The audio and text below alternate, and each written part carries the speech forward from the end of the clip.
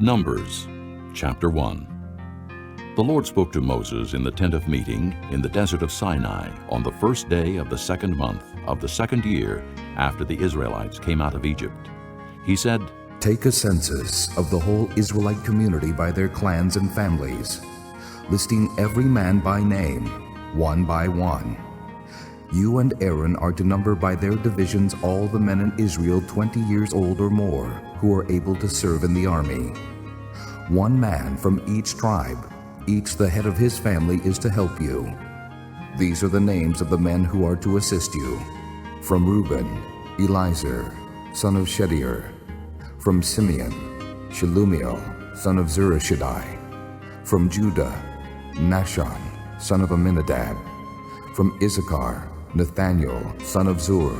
From Zebulun, Eliab, son of Helon. From the sons of Joseph, from Ephraim, Elishama, son of Ammihud. From Manasseh, Gamaliel, son of Pedazur. From Benjamin, Abidan, son of Gideoni. From Dan, Ahiezer, son of Ammishaddai. From Asher, Pagiel, son of Ochran. From Gad, Eliasaph, son of Duel. From Naphtali, Ahira, son of Enon. These were the men appointed from the community, the leaders of their ancestral tribes. They were the heads of the clans of Israel. Moses and Aaron took these men whose names had been given, and they called the whole community together on the first day of the second month. The people indicated their ancestry by their clans and families, and the men 20 years old or more were listed by name, one by one, as the Lord commanded Moses. And so he counted them in the desert of Sinai. From the descendants of Reuben, the firstborn son of Israel, all the men 20 years old or more who were able to serve in the army were listed by name, one by one, according to the records of their clans and families. The number from the tribe of Reuben was 46,500. From the descendants of Simeon, all the men 20 years old or more who were able to serve in the army were counted and listed by name, one by one, according to the records of their clans and families. The number from the tribe of Simeon was 59,300. From the descendants of Gad, all the men 20 years old or more who were able to serve in the army were listed by name according to the records of their clans and families. The number from the tribe of Gad was 45,650. From the descendants of Judah, all the men 20 years old or more who were able to serve in the army were listed by name according to the records of their clans and families. The number from the tribe of Judah was 74,600. From the descendants of Issachar, all the men 20 years old or more who were able to serve in the army were listed by name according to the records of their clans and families. The number from the tribe of Issachar was 54,400. From the descendants of Zebulun, all the men 20 years old or more who were able to serve in the army were listed by name according to the records of their clans and families. The number from the tribe of Zebulun was 57,400. From the sons of Joseph, from the descendants of Ephraim, all the men 20 years old or more who were able to serve in the army were listed by name according to the records of their clans and families. The number from the tribe of Ephraim was 40,500.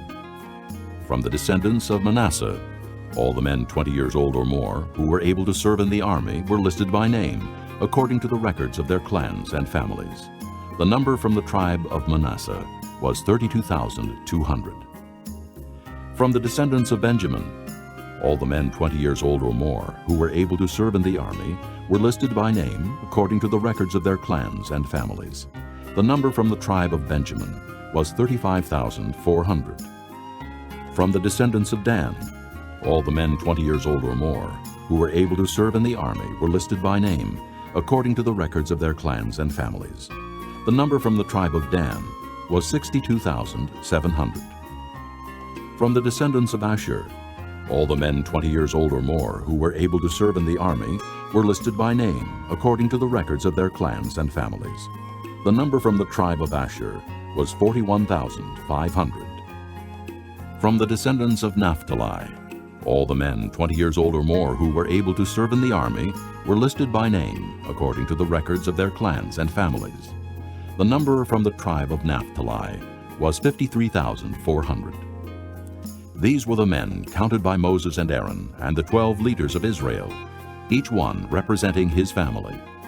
All the Israelites 20 years old or more who were able to serve in Israel's army were counted according to their families.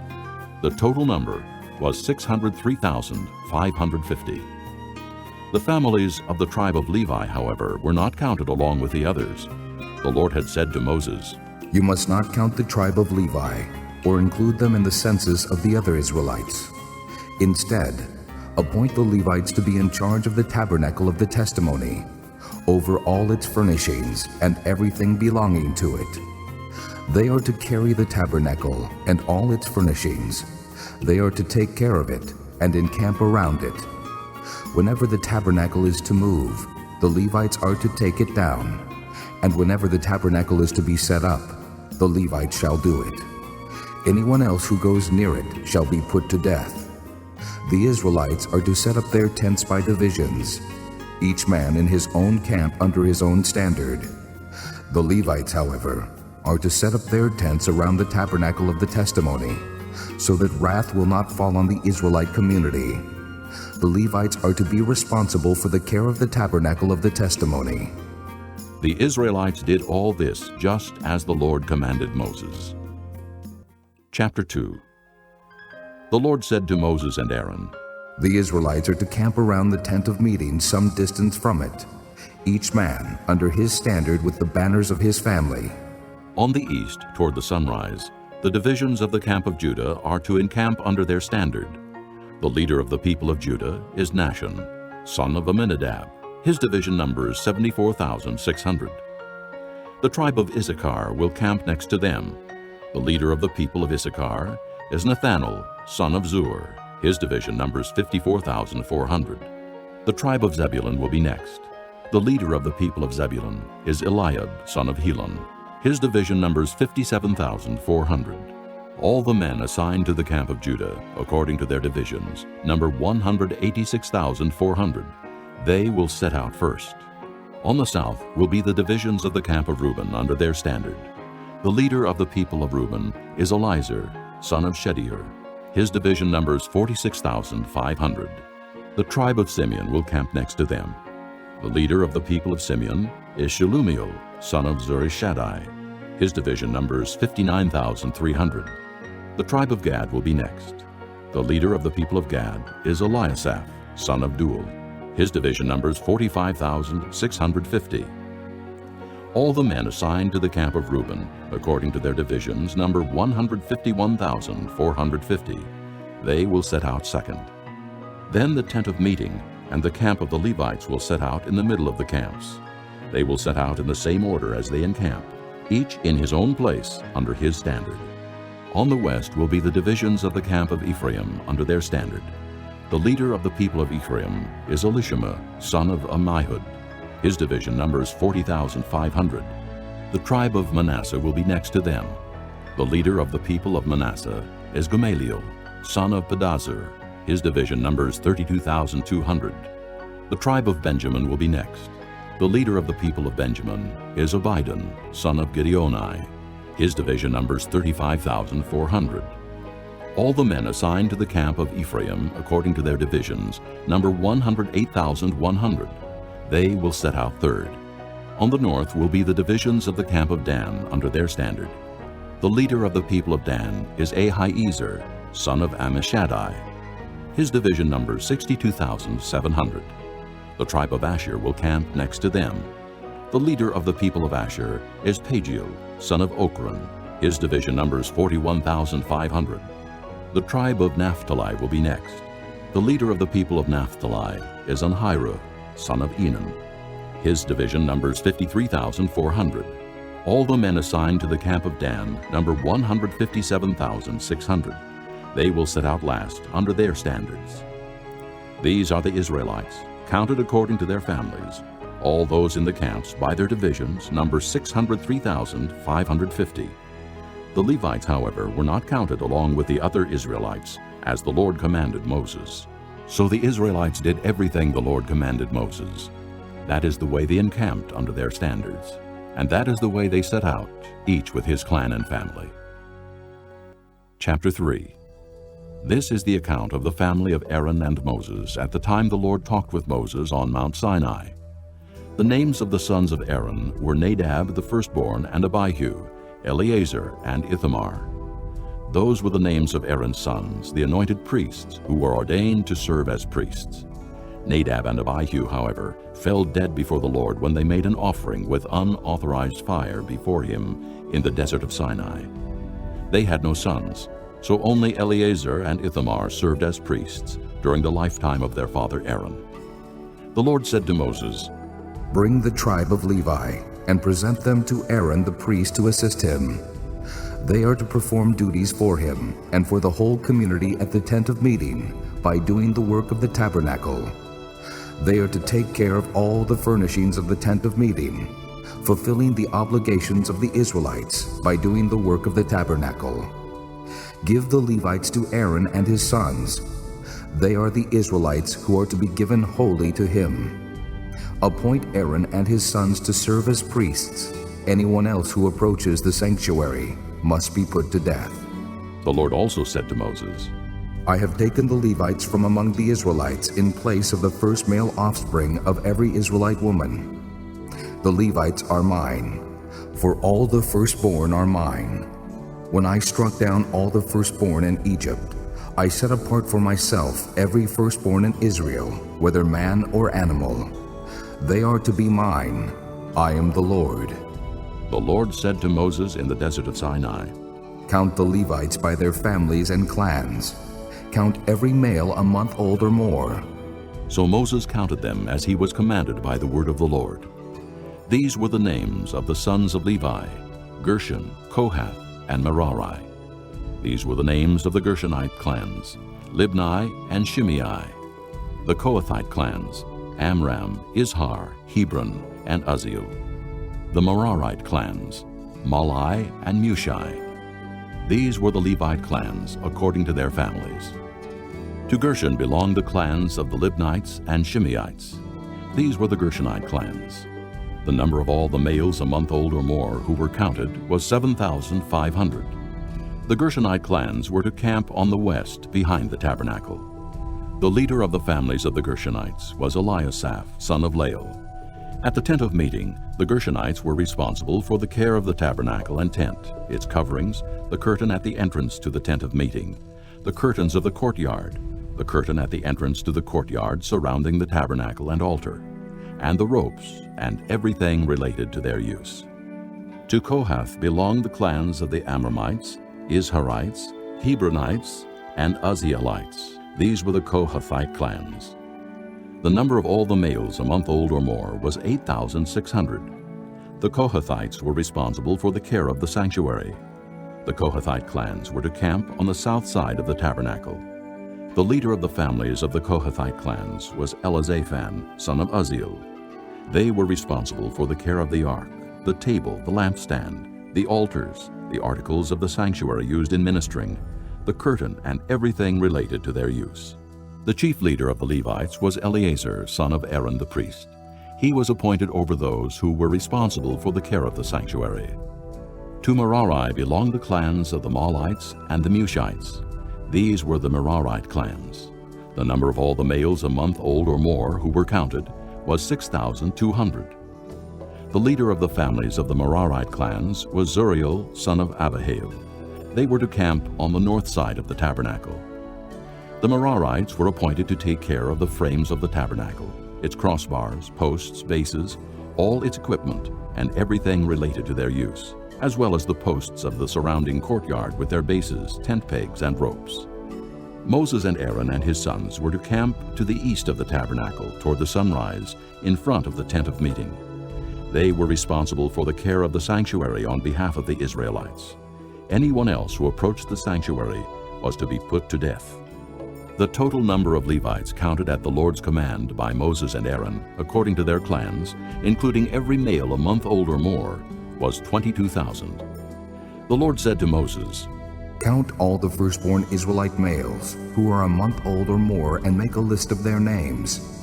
Take the Levites for me in place of all the firstborn of the Israelites, and the livestock of the Levites in place of all the firstborn of the livestock of the Israelites. I am the Lord. So Moses counted all the firstborn of the Israelites as the Lord commanded him. The total number of firstborn males a month old or more, listed by name, was 22,273. The Lord also said to Moses, Take the Levites in place of all the firstborn of Israel, and the livestock of the Levites in place of their livestock. The Levites are to be mine. I am the Lord. To redeem the 273 firstborn Israelites who exceed the number of the Levites, collect 5 shekels for each one, according to the sanctuary shekel, which weighs 20 gerahs. Give the money for the redemption of the additional Israelites to Aaron and his sons. So Moses collected the redemption money from those who exceeded the number redeemed by the Levites. From the firstborn of the Israelites, he collected silver weighing 1,365 shekels, according to the sanctuary shekel.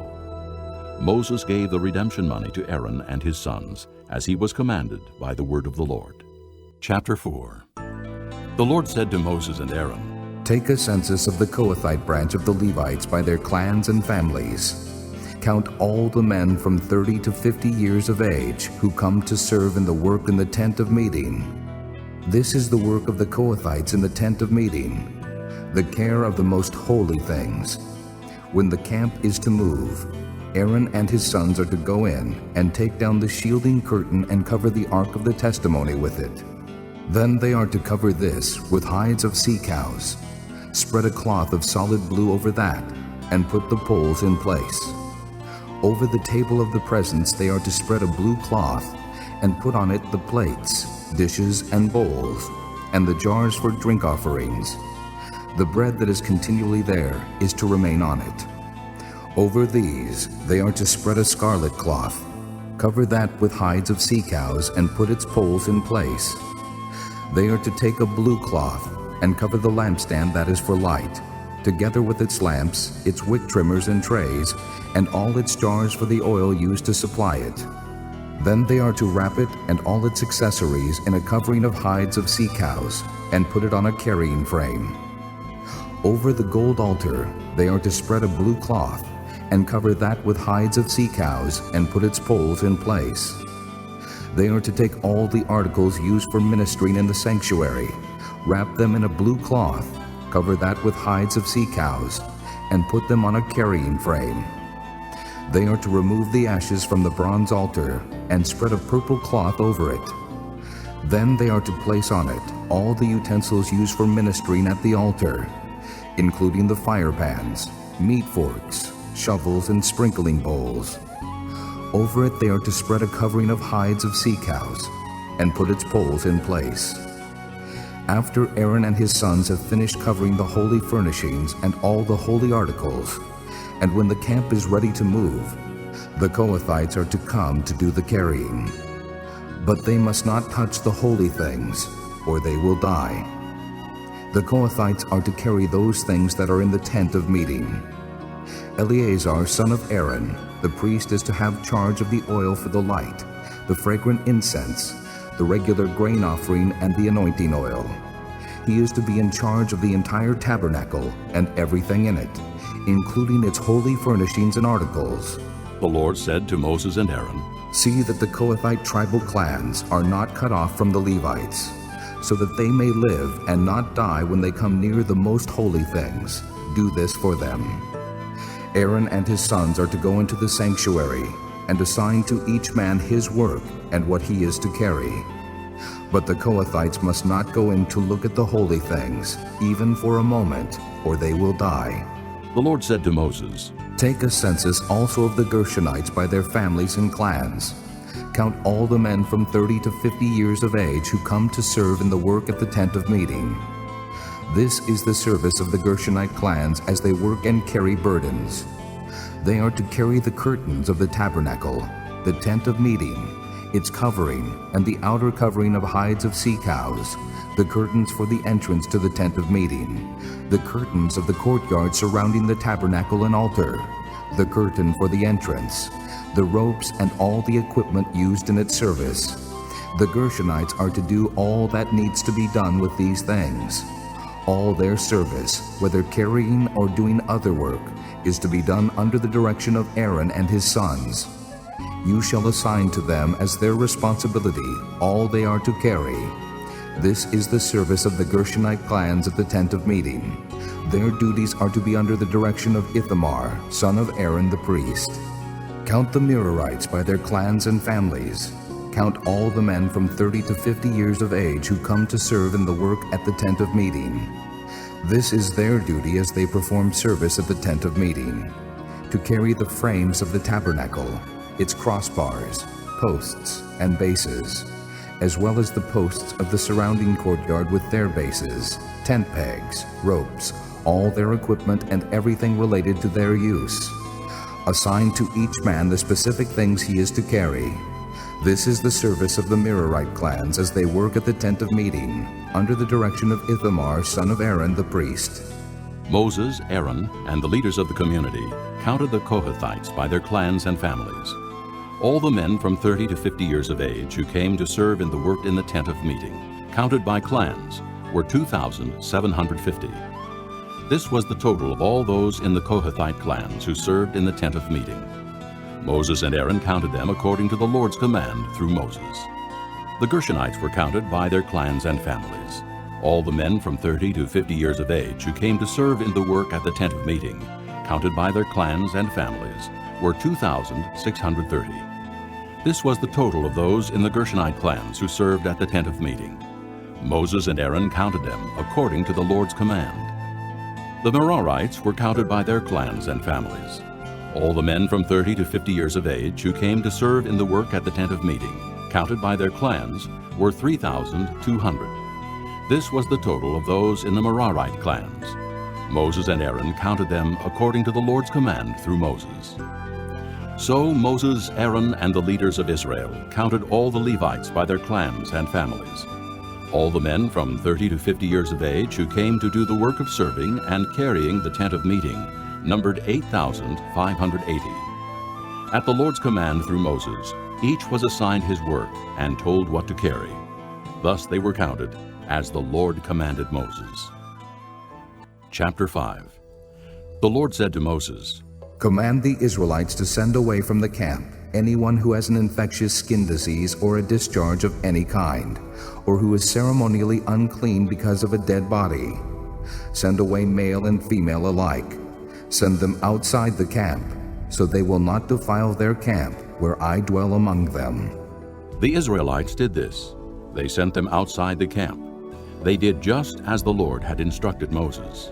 The Lord said to Moses, Say to the Israelites, when a man or woman wrongs another in any way, and so is unfaithful to the Lord, that person is guilty and must confess the sin he has committed.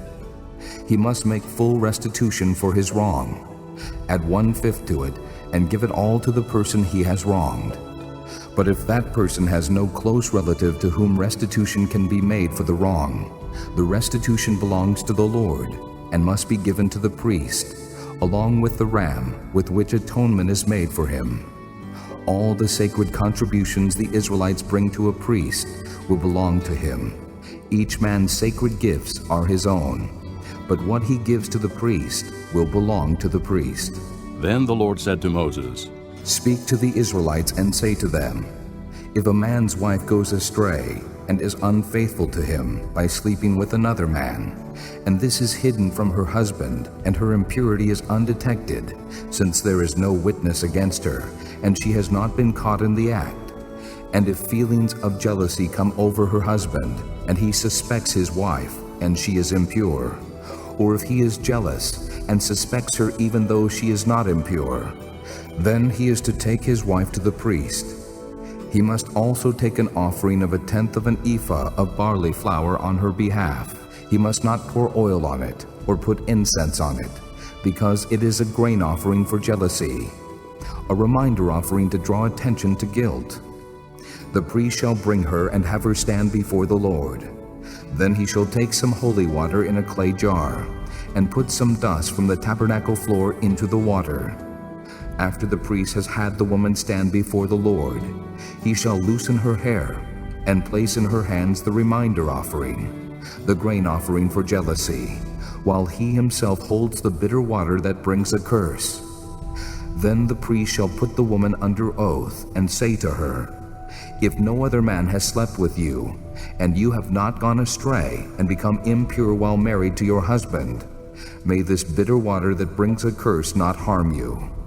But if you have gone astray while married to your husband, and you have defiled yourself by sleeping with a man other than your husband, here the priest is to put the woman under this curse of the oath. May the Lord cause your people to curse and denounce you, when he causes your thigh to waste away and your abdomen to swell. May this water that brings a curse enter your body, so that your abdomen swells and your thigh wastes away." Then the woman is to say, "Amen, so be it." The priest is to write these curses on a scroll, and then wash them off into the bitter water. He shall have the woman drink the bitter water that brings a curse, and this water will enter her and cause bitter suffering. The priest is to take from her hands the grain offering for jealousy, wave it before the Lord, and bring it to the altar. The priest is then to take a handful of the grain offering as a memorial offering and burn it on the altar. After that, he is to have the woman drink the water. If she has defiled herself and been unfaithful to her husband, then when she is made to drink the water that brings a curse, it will go into her and cause bitter suffering. Her abdomen will swell and her thigh waste away, and she will become accursed among her people. If, however, the woman has not defiled herself and is free from impurity, she will be cleared of guilt and will be able to have children. This then is the law of jealousy, when a woman goes astray and defiles herself while married to her husband, or when feelings of jealousy come over a man because he suspects his wife. The priest is to have her stand before the Lord and is to apply this entire law to her. The husband will be innocent of any wrongdoing, but the woman will bear the consequences of her sin. Chapter 6. The Lord said to Moses, "Speak to the Israelites and say to them, if a man or woman wants to make a special vow, a vow of separation to the Lord as a Nazirite, he must abstain from wine and other fermented drink, and must not drink vinegar made from wine or from other fermented drink. He must not drink grape juice or eat grapes or raisins. As long as he is a Nazirite, he must not eat anything that comes from the grapevine, not even the seeds or skins. During the entire period of his vow of separation, no razor may be used on his head. He must be holy until the period of his separation to the Lord is over. He must let the hair of his head grow long. Throughout the period of his separation to the Lord, he must not go near a dead body. Even if his own father or mother or brother or sister dies, he must not make himself ceremonially unclean on account of them, because the symbol of his separation to God is on his head. Throughout the period of his separation, he is consecrated to the Lord. If someone dies suddenly in his presence, thus defiling the hair he has dedicated, he must shave his head on the day of his cleansing, the 7th day. Then on the 8th day he must bring 2 doves or 2 young pigeons to the priest at the entrance to the tent of meeting. The priest is to offer one as a sin offering, and the other as a burnt offering to make atonement for him, because he sinned by being in the presence of the dead body. That same day he is to consecrate his head. He must dedicate himself to the Lord for the period of his separation, and must bring a year-old male lamb as a guilt offering. The previous days do not count, because he became defiled during his separation. Now this is the law for the Nazirite when the period of his separation is over. He is to be brought to the entrance to the tent of meeting. There he is to present his offerings to the Lord: a year-old male lamb without defect for a burnt offering, a year-old ewe lamb without defect for a sin offering, a ram without defect for a fellowship offering, together with their grain offerings and drink offerings, and a basket of bread made without yeast, cakes made of fine flour mixed with oil, and wafers spread with oil. The priest is to present them before the Lord and make the sin offering and the burnt offering. He is to present the basket of unleavened bread and is to sacrifice the ram as a fellowship offering to the Lord, together with its grain offering and drink offering. Then, at the entrance to the tent of meeting, The Nazirite must shave off the hair that he dedicated. He is to take the hair and put it in the fire that is under the sacrifice of the fellowship offering. After the Nazirite has shaved off the hair of his dedication, the priest is to place in his hands a boiled shoulder of the ram and a cake and a wafer from the basket, both made without yeast. The priest shall then wave them before the Lord as a wave offering. They are holy and belong to the priest, together with the breast that was waved and the thigh that was presented. After that, the Nazirite may drink wine. This is the law of the Nazirite, who vows his offering to the Lord in accordance with his separation, in addition to whatever else he can afford. He must fulfill the vow he has made, according to the law of the Nazirite. The Lord said to Moses, Tell Aaron and his sons, this is how you are to bless the Israelites. Say to them, The Lord bless you and keep you. The Lord make his face shine upon you and be gracious to you. The Lord turn his face toward you and give you peace. So they will put my name on the Israelites, and I will bless them. Chapter 7. When Moses finished setting up the tabernacle, he anointed it and consecrated it and all its furnishings. He also anointed and consecrated the altar and all its utensils. Then the leaders of Israel, the heads of families who were the tribal leaders in charge of those who were counted, made offerings. They brought as their gifts before the Lord 6 covered carts and 12 oxen, an ox from each leader, and a cart from every 2. These they presented before the tabernacle. The Lord said to Moses, Accept these from them, that they may be used in the work of the tent of meeting. Give them to the Levites, as each man's work requires. So Moses took the carts and oxen and gave them to the Levites. He gave 2 carts and 4 oxen to the Gershonites as their work required. And he gave 4 carts and 8 oxen to the Merarites as their work required. They were all under the direction of Ithamar, son of Aaron the priest. But Moses did not give any to the Kohathites, because they were to carry on their shoulders the holy things for which they were responsible. When the altar was anointed, the leaders brought their offerings for its dedication and presented them before the altar. For the Lord had said to Moses, Each day, one leader is to bring his offering for the dedication of the altar. The one who brought his offering on the first day was Nahshon, son of Amminadab of the tribe of Judah. His offering was 1 silver plate weighing 130 shekels, and 1 silver sprinkling bowl weighing 70 shekels, both according to the sanctuary shekel, each filled with fine flour mixed with oil as a grain offering. 1 gold dish weighing 10 shekels, filled with incense. 1 young bull, 1 ram, and 1 male lamb a year old for a burnt offering. 1 male goat for a sin offering. And 2 oxen, 5 rams, 5 male goats, and 5 male lambs a year old, to be sacrificed as a fellowship offering. This was the offering of Nahshon son of Amminadab. On the second day, Nethanel son of Zur, the leader of Issachar, brought his offering.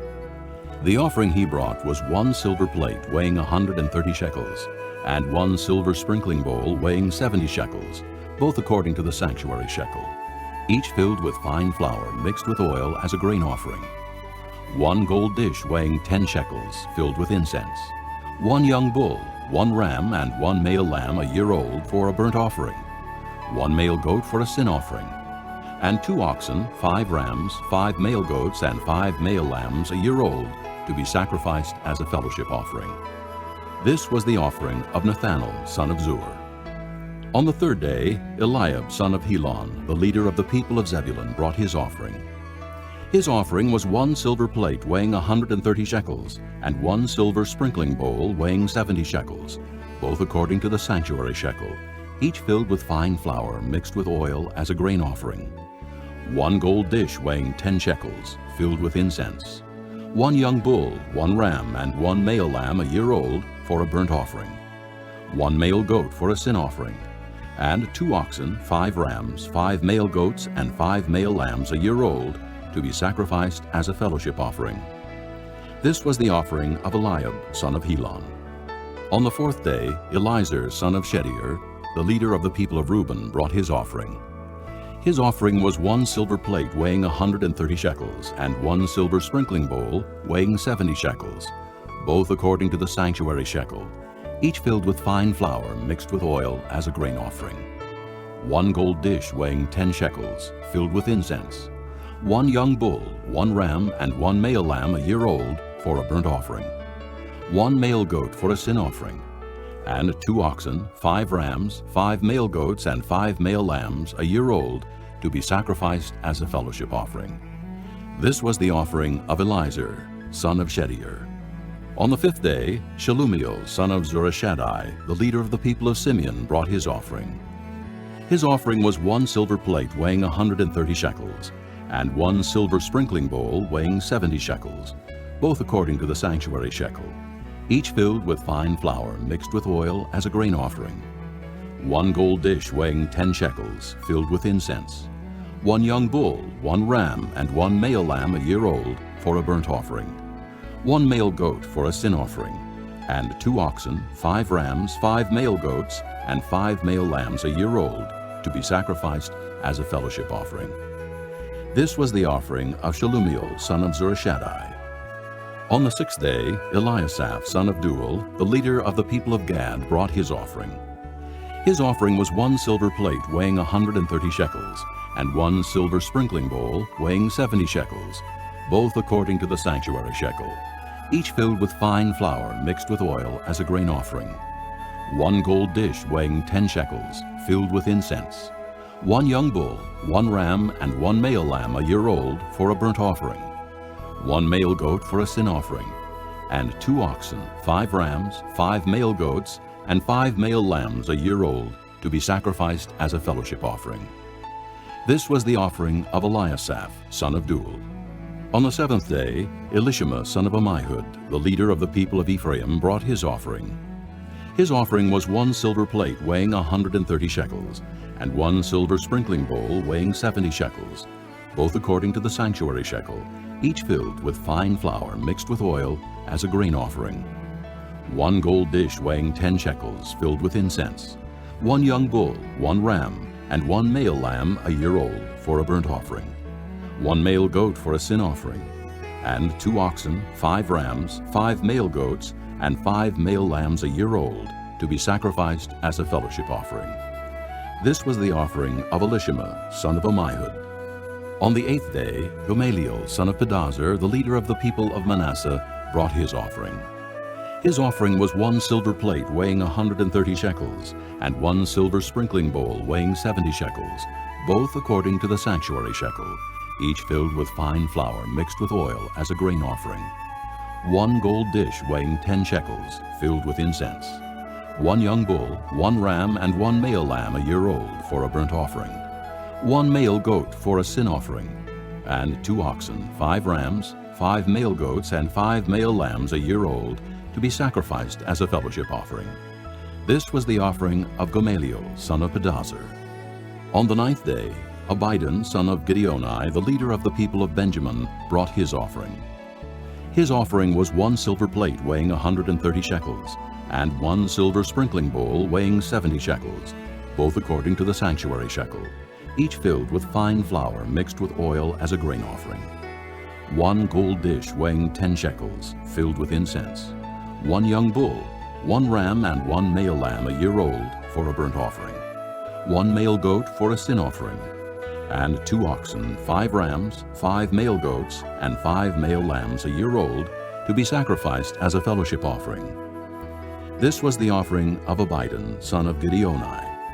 On the 10th day, Ahiezer, son of Ammishaddai, the leader of the people of Dan, brought his offering. His offering was 1 silver plate weighing 130 shekels, and 1 silver sprinkling bowl weighing 70 shekels, both according to the sanctuary shekel, each filled with fine flour mixed with oil as a grain offering. 1 gold dish weighing 10 shekels, filled with incense. 1 young bull, 1 ram, and 1 male lamb a year old for a burnt offering. 1 male goat for a sin offering, and 2 oxen, 5 rams, 5 male goats, and 5 male lambs a year old to be sacrificed as a fellowship offering. This was the offering of Ahiezer, son of Ammishaddai. On the 11th day, Pagiel, son of Ochran, the leader of the people of Asher, brought his offering. His offering was 1 silver plate weighing 130 shekels, and 1 silver sprinkling bowl weighing 70 shekels, both according to the sanctuary shekel, each filled with fine flour mixed with oil, as a grain offering. 1 gold dish weighing 10 shekels, filled with incense. 1 young bull, 1 ram, and 1 male lamb a year old for a burnt offering. 1 male goat for a sin offering, and 2 oxen, 5 rams, 5 male goats, and 5 male lambs a year old, to be sacrificed as a fellowship offering. This was the offering of Pagiel, son of Ochran. On the 12th day, Ahira, son of Enan, the leader of the people of Naphtali, brought his offering. His offering was 1 silver plate weighing 130 shekels, and 1 silver sprinkling bowl weighing 70 shekels, both according to the sanctuary shekel, each filled with fine flour mixed with oil as a grain offering. 1 gold dish weighing 10 shekels, filled with incense. 1 young bull, 1 ram, and 1 male lamb a year old for a burnt offering. 1 male goat for a sin offering, and 2 oxen, 5 rams, 5 male goats, and 5 male lambs a year old, to be sacrificed as a fellowship offering. This was the offering of Ahira, son of Enan. These were the offerings of the Israelite leaders for the dedication of the altar when it was anointed: 12 silver plates, 12 silver sprinkling bowls, and 12 gold dishes. Each silver plate weighed 130 shekels, and each sprinkling bowl 70 shekels. Altogether, the silver dishes weighed 2,400 shekels, according to the sanctuary shekel. The 12 gold dishes filled with incense weighed 10 shekels each, according to the sanctuary shekel. Altogether, the gold dishes weighed 120 shekels. The total number of animals for the burnt offering came to 12 young bulls, 12 rams, and 12 male lambs a year old, together with their grain offering. 12 male goats were used for the sin offering. The total number of animals for the sacrifice of the fellowship offering came to 24 oxen, 60 rams, 60 male goats, and 60 male lambs a year old. These were the offerings for the dedication of the altar after it was anointed. When Moses entered the tent of meeting to speak with the Lord, he heard the voice speaking to him from between the 2 cherubim above the atonement cover on the ark of the testimony, and he spoke with him. Chapter 8. The Lord said to Moses, Speak to Aaron and say to him, When you set up the 7 lamps, they are to light the area in front of the lampstand. Aaron did so. He set up the lamps so that they faced forward on the lampstand, just as the Lord commanded Moses. This is how the lampstand was made. It was made of hammered gold, from its base to its blossoms. The lampstand was made exactly like the pattern the Lord had shown Moses. The Lord said to Moses, Take the Levites from among the other Israelites and make them ceremonially clean. To purify them, do this: sprinkle the water of cleansing on them. Then have them shave their whole bodies and wash their clothes, and so purify themselves. Have them take a young bull with its grain offering of fine flour mixed with oil. Then you are to take a second young bull for a sin offering. Bring the Levites to the front of the tent of meeting and assemble the whole Israelite community. You are to bring the Levites before the Lord, and the Israelites are to lay their hands on them.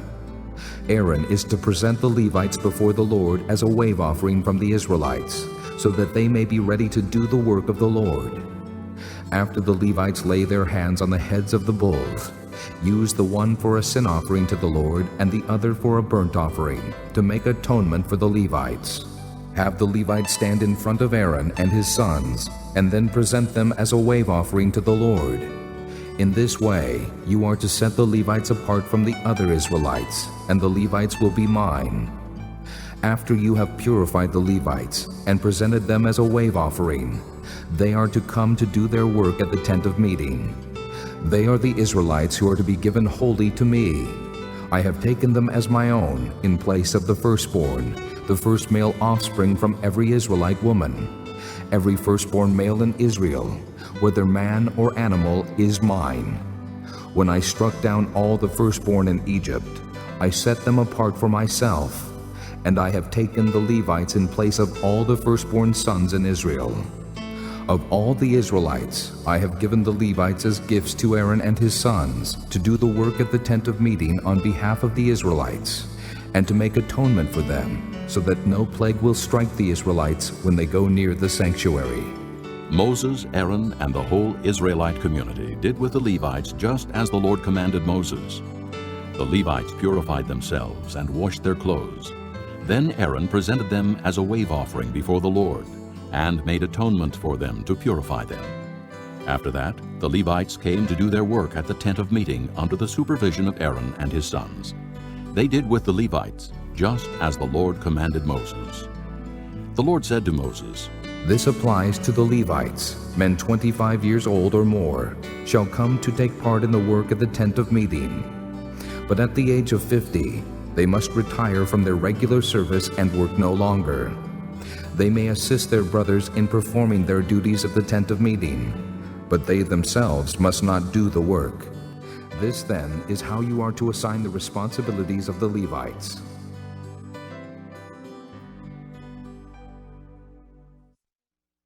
Chapter 9. The Lord spoke to Moses in the desert of Sinai in the first month of the second year after they came out of Egypt. He said, Have the Israelites celebrate the Passover at the appointed time. Celebrate it at the appointed time, at twilight on the 14th day of this month, in accordance with all its rules and regulations. So Moses told the Israelites to celebrate the Passover, and they did so in the desert of Sinai at twilight on the 14th day of the first month. The Israelites did everything just as the Lord commanded Moses.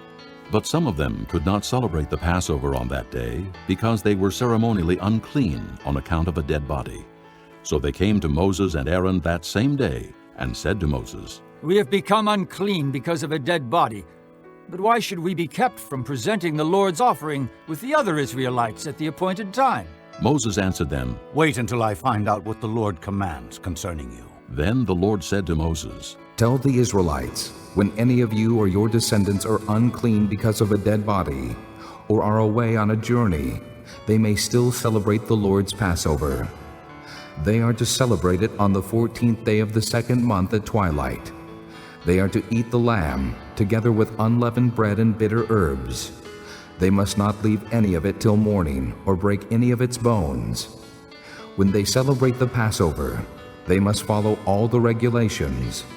But if a man who is ceremonially clean and not on a journey fails to celebrate the Passover, that person must be cut off from his people, because he did not present the Lord's offering at the appointed time. That man will bear the consequences of his sin. An alien living among you who wants to celebrate the Lord's Passover must do so in accordance with its rules and regulations. You must have the same regulations for the alien and the native-born. On the day the tabernacle, the tent of the testimony, was set up, the cloud covered it. From evening till morning the cloud above the tabernacle looked like fire. That is how it continued to be. The cloud covered it, and at night it looked like fire. Whenever the cloud lifted from above the tent, the Israelites set out. Wherever the cloud settled, the Israelites encamped. At the Lord's command, the Israelites set out, and at his command they encamped. As long as the cloud stayed over the tabernacle, they remained in camp.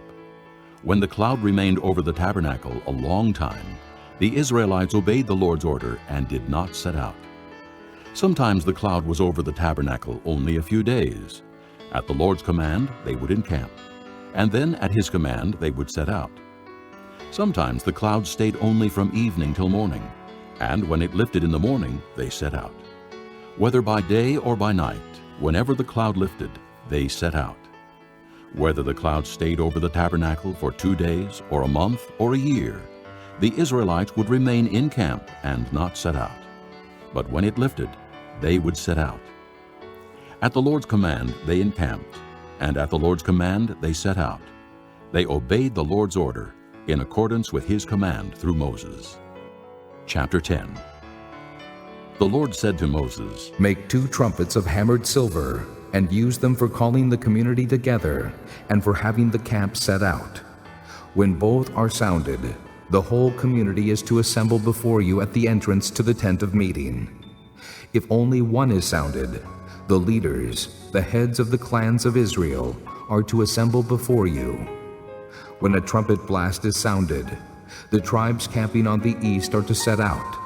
At the sounding of a second blast, the camps on the south are to set out.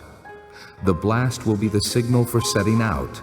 To gather the assembly, blow the trumpets, but not with the same signal. The sons of Aaron, the priests, are to blow the trumpets. This is to be a lasting ordinance for you and the generations to come. When you go into battle in your own land against an enemy who is oppressing you, sound a blast on the trumpets. Then you will be remembered by the Lord your God and rescued from your enemies. Also, at your times of rejoicing, your appointed feasts and new moon festivals, you are to sound the trumpets over your burnt offerings and fellowship offerings, and they will be a memorial for you before your God. I am the Lord your God. On the 20th day of the 2nd month of the 2nd year, the cloud lifted from above the tabernacle of the testimony. Then the Israelites set out from the desert of Sinai and traveled from place to place until the cloud came to rest in the desert of Paran. They set out this first time at the Lord's command through Moses. The divisions of the camp of Judah went first under their standard. Nahshon, son of Amminadab, was in command. Nathanael, son of Zur, was over the division of the tribe of Issachar, and Eliab, son of Helon, was over the division of the tribe of Zebulun. Then the tabernacle was taken down, and the Gershonites and Merarites who carried it set out. The divisions of the camp of Reuben went next under their standard. Elizur, son of Shedeur, was in command. Shelumiel, son of Zurishaddai, was over the division of the tribe of Simeon, and Eliasaph, son of Duel, was over the division of the tribe of Gad. Then the Kohathites set out, carrying the holy things. The tabernacle was to be set up before they arrived.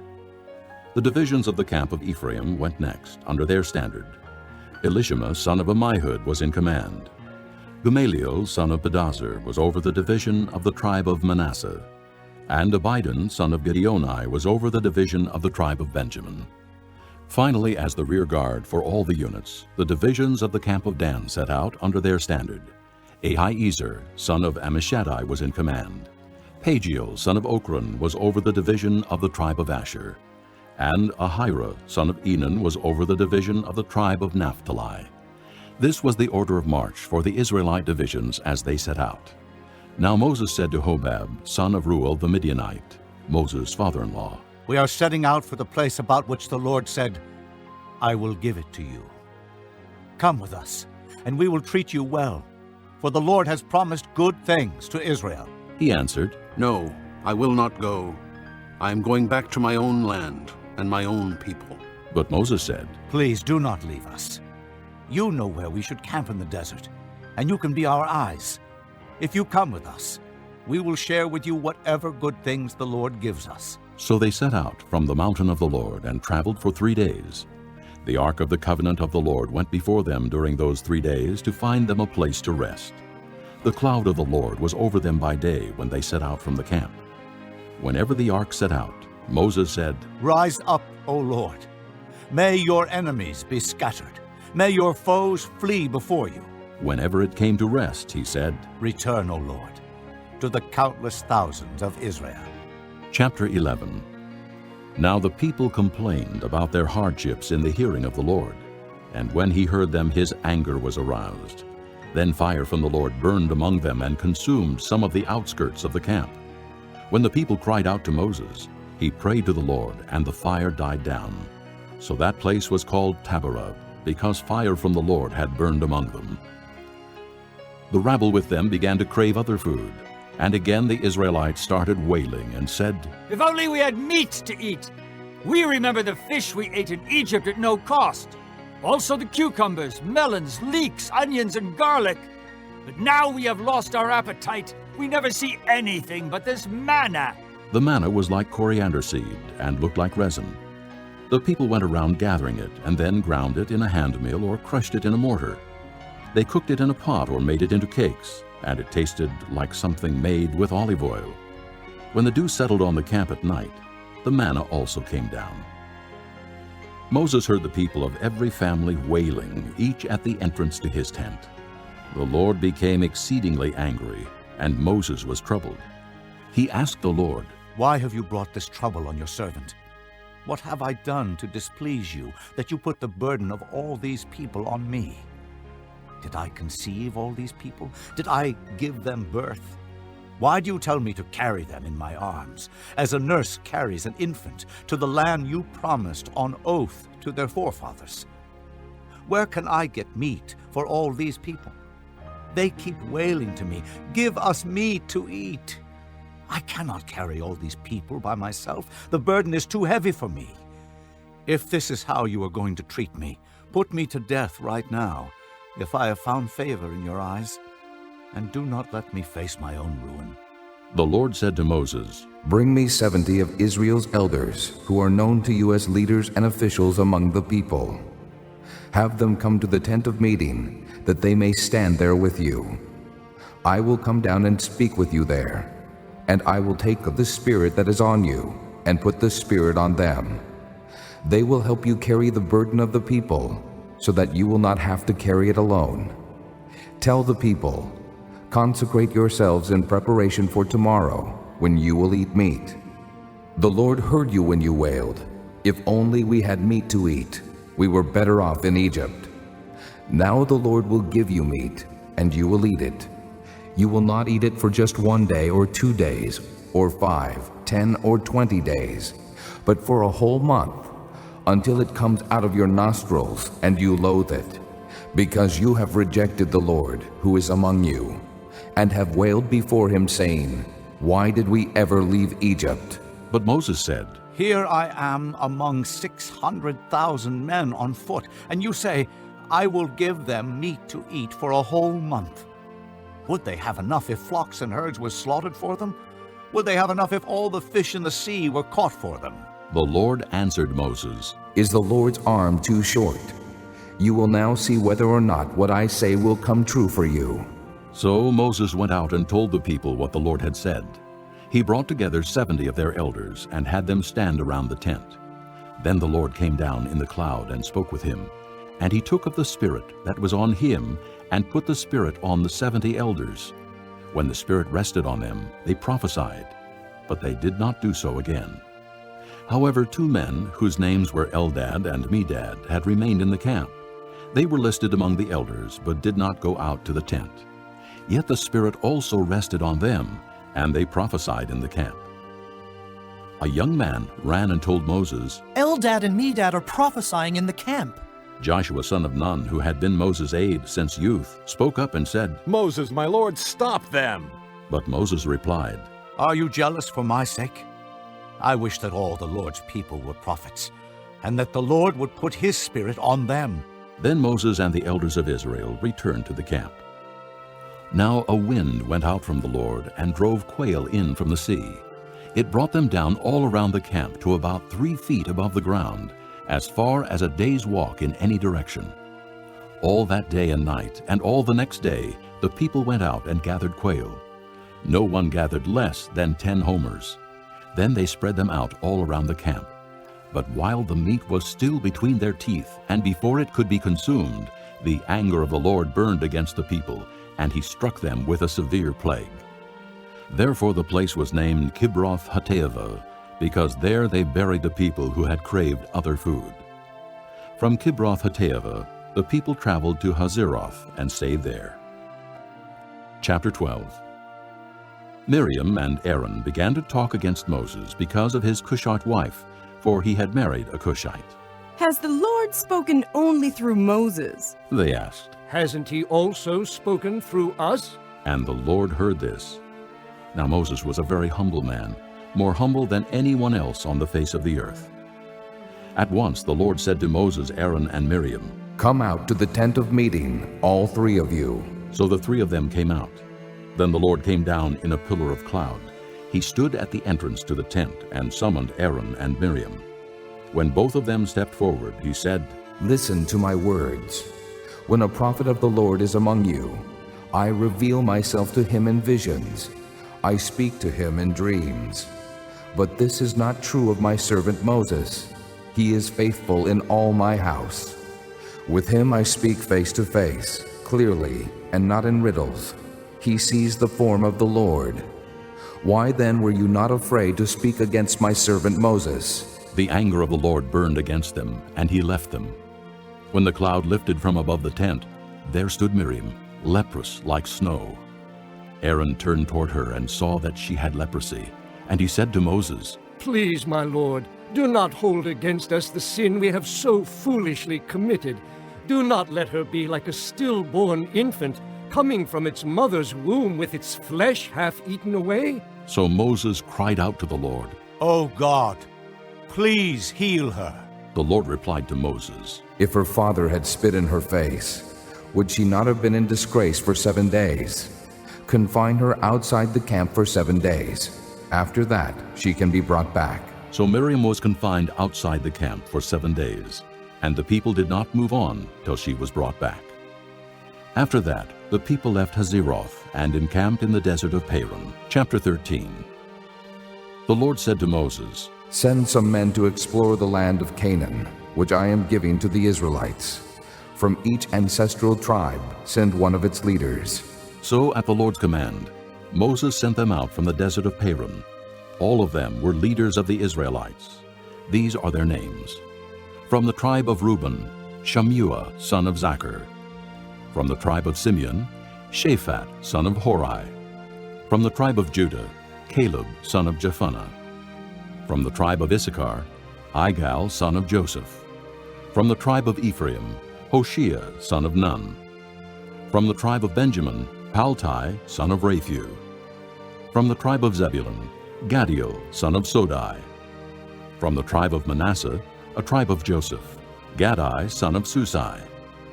From the tribe of Dan, Amiel, son of Gemalli. From the tribe of Asher, Sether, son of Michael. From the tribe of Naphtali, Nabai, son of Vophsi. From the tribe of Gad, Guel, son of Machi. These are the names of the men Moses sent to explore the land. Moses gave Hoshea, son of Nun, the name Joshua. When Moses sent them to explore Canaan, he said, Go up through the Negev and on into the hill country. See what the land is like, and whether the people who live there are strong or weak, few or many. What kind of land do they live in? Is it good or bad? What kind of towns do they live in? Are they unwalled or fortified? How is the soil? Is it fertile or poor? Are there trees on it or not? Do your best to bring back some of the fruit of the land. It was the season for the first ripe grapes. So they went up and explored the land from the desert of Zin as far as Rehob toward Lebo-Hamath. They went up through the Negev and came to Hebron, where Ahiman, Sheshai, and Talmai, the descendants of Anak, lived. Hebron had been built 7 years before Zoan in Egypt. When they reached the valley of Eshcol, they cut off a branch bearing a single cluster of grapes. 2 of them carried it on a pole between them, along with some pomegranates and figs. That place was called the Valley of Eshcol because of the cluster of grapes the Israelites cut off there. At the end of 40 days, they returned from exploring the land. They came back to Moses and Aaron and the whole Israelite community at Kadesh in the desert of Paran. There they reported to them and to the whole assembly and showed them the fruit of the land. They gave Moses this account. We went into the land to which you sent us, and it does flow with milk and honey. Here is its fruit. But the people who live there are powerful, and the cities are fortified and very large. We even saw descendants of Anak there. The Amalekites live in the Negev, the Hittites, Jebusites, and Amorites live in the hill country, and the Canaanites live near the sea and along the Jordan. Then Caleb silenced the people before Moses and said, We should go up and take possession of the land, for we can certainly do it. But the men who had gone up with him said, We can't attack those people. They're stronger than we are. And they spread among the Israelites a bad report about the land they had explored. They said, The land we explored devours those living in it. All the people we saw there are of great size. We saw the Nephilim there. The descendants of Anak come from the Nephilim. We seemed like grasshoppers in our own eyes, and we looked the same to them. Chapter 14. That night all the people of the community raised their voices and wept aloud. All the Israelites grumbled against Moses and Aaron, and the whole assembly said to them, If only we had died in Egypt or in this desert! Why is the Lord bringing us to this land only to let us fall by the sword? Our wives and children will be taken as plunder. Wouldn't it be better for us to go back to Egypt? And they said to each other, We should choose a leader and go back to Egypt. Then Moses and Aaron fell face down in front of the whole Israelite assembly gathered there. Joshua son of Nun and Caleb son of Jephunneh, who were among those who had explored the land, tore their clothes and said to the entire Israelite assembly, "The land we passed through and explored is exceedingly good. If the Lord is pleased with us, he will lead us into that land, a land flowing with milk and honey, and will give it to us." Only do not rebel against the Lord, and do not be afraid of the people of the land, because we will swallow them up. Their protection is gone, but the Lord is with us. Do not be afraid of them. But the whole assembly talked about stoning them. Then the glory of the Lord appeared at the tent of meeting to all the Israelites. The Lord said to Moses, How long will these people treat me with contempt? How long will they refuse to believe in me, in spite of all the miraculous signs I have performed among them? I will strike them down with a plague and destroy them, but I will make you into a nation greater and stronger than they. Moses said to the Lord, Then the Egyptians will hear about it. By your power you brought these people up from among them, and they will tell the inhabitants of this land about it. They have already heard that you, O Lord, are with these people, and that you, O Lord, have been seen face to face, that your cloud stays over them, and yet you go before them in a pillar of cloud by day and a pillar of fire by night. If you put these people to death all at one time, the nations who have heard this report about you will say, The Lord was not able to bring these people into the land he promised them on oath, so he slaughtered them in the desert. Now may the Lord's strength be displayed, just as you have declared. The Lord is slow to anger, abounding in love and forgiving sin and rebellion. Yet he does not leave the guilty unpunished. He punishes the children for the sin of the fathers, to the third and fourth generation. In accordance with your great love, forgive the sin of these people, just as you have pardoned them from the time they left Egypt until now. The Lord replied, I have forgiven them as you asked.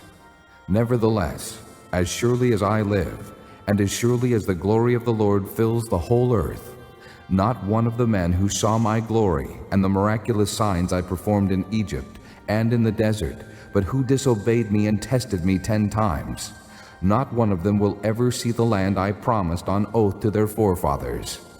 No one who has treated me with contempt will ever see it. But because my servant Caleb has a different spirit and follows me wholeheartedly, I will bring him into the land he went to, and his descendants will inherit it. Since the Amalekites and Canaanites are living in the valleys, turn back tomorrow and set out toward the desert along the route to the Red Sea. The Lord said to Moses and Aaron, How long will this wicked community grumble against me? I have heard the complaints of these grumbling Israelites. So tell them, As surely as I live, declares the Lord, I will do to you the very things I heard you say. In this desert, your bodies will fall, every one of you, 20 years old or more, who was counted in the census, and who has grumbled against me. Not one of you will enter the land I swore with uplifted hand to make your home, except Caleb, son of Jephunneh, and Joshua, son of Nun. As for your children, that you said would be taken as plunder, I will bring them in to enjoy the land you have rejected. But you, your bodies will fall in this desert. Your children will be shepherds here for 40 years, suffering for your unfaithfulness, until the last of your bodies lies in the desert. For 40 years, 1 year for each of the 40 days you explored the land. You will suffer for your sins and know what it is like to have me against you. I, the Lord, have spoken, and I will surely do these things to this whole wicked community, which has banded together against me. They will meet their end in this desert. Here they will die. So the men Moses had sent to explore the land, who returned and made the whole community grumble against him by spreading a bad report about it. These men, responsible for spreading the bad report about the land, were struck down and died of a plague before the Lord. Of the men who went to explore the land, only Joshua son of Nun and Caleb son of Jephunneh survived. When Moses reported this to all the Israelites, they mourned bitterly. Early the next morning, they went up toward the high hill country. "We have sinned," they said. "We will go up to the place the Lord promised." But Moses said, "Why are you disobeying the Lord's command? This will not succeed. Do not go up, because the Lord is not with you. You will be defeated by your enemies, for the Amalekites and Canaanites will face you there. Because you have turned away from the Lord, he will not be with you, and you will fall by the sword." Nevertheless, in their presumption, they went up toward the high hill country, though neither Moses nor the ark of the Lord's covenant moved from the camp. Then the Amalekites and Canaanites who lived in that hill country came down and attacked them and beat them down all the way to Hormah. Chapter 15. The Lord said to Moses, "Speak to the Israelites and say to them, after you enter the land I am giving you as a home, and you present to the Lord offerings made by fire, from the herd or the flock, as an aroma pleasing to the Lord, whether burnt offerings or sacrifices, for special vows or free will offerings or festival offerings. Then the one who brings his offering shall present to the Lord a grain offering of 1/10 of an ephah of fine flour, mixed with 1/4 of a hin of oil. With each lamb for the burnt offering or the sacrifice, prepare 1/4 of a hin of wine as a drink offering. With a ram, prepare a grain offering of 2/10 of an ephah of fine flour mixed with 1/3 of a hin of oil, and 1/3 of a hin of wine as a drink offering. Offer it as an aroma pleasing to the Lord. When you prepare a young bull as a burnt offering or sacrifice for a special vow or a fellowship offering to the Lord, bring with the bull a grain offering of 3/10 of an ephah of fine flour mixed with 1/2 a hin of oil. Also, bring 1/2 a hin of wine as a drink offering. It will be an offering made by fire, an aroma pleasing to the Lord.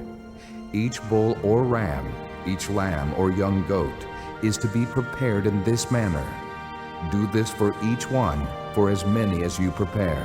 Everyone who is native born must do these things in this way when he brings an offering made by fire, as an aroma pleasing to the Lord.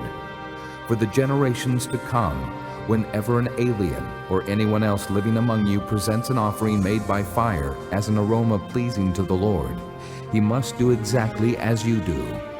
The community is to have the same rules for you and for the alien living among you.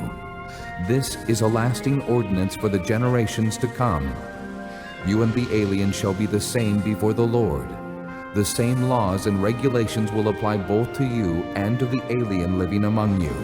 The Lord said to Moses, "Speak to the Israelites and say to them, when you enter the land to which I am taking you, and you eat the food of the land, present a portion as an offering to the Lord. Present a cake from the first of your ground meal, and present it as an offering from the threshing floor. Throughout the generations to come, you are to give this offering to the Lord from the first of your ground meal. Now, if you unintentionally fail to keep any of these commands the Lord gave Moses, any of the Lord's commands to you through him, from the day the Lord gave them and continuing through the generations to come, and if this is done unintentionally without the community being aware of it, then the whole community is to offer a young bull for a burnt offering as an aroma pleasing to the Lord, along with its prescribed grain offering and drink offering, and a male goat for a sin offering.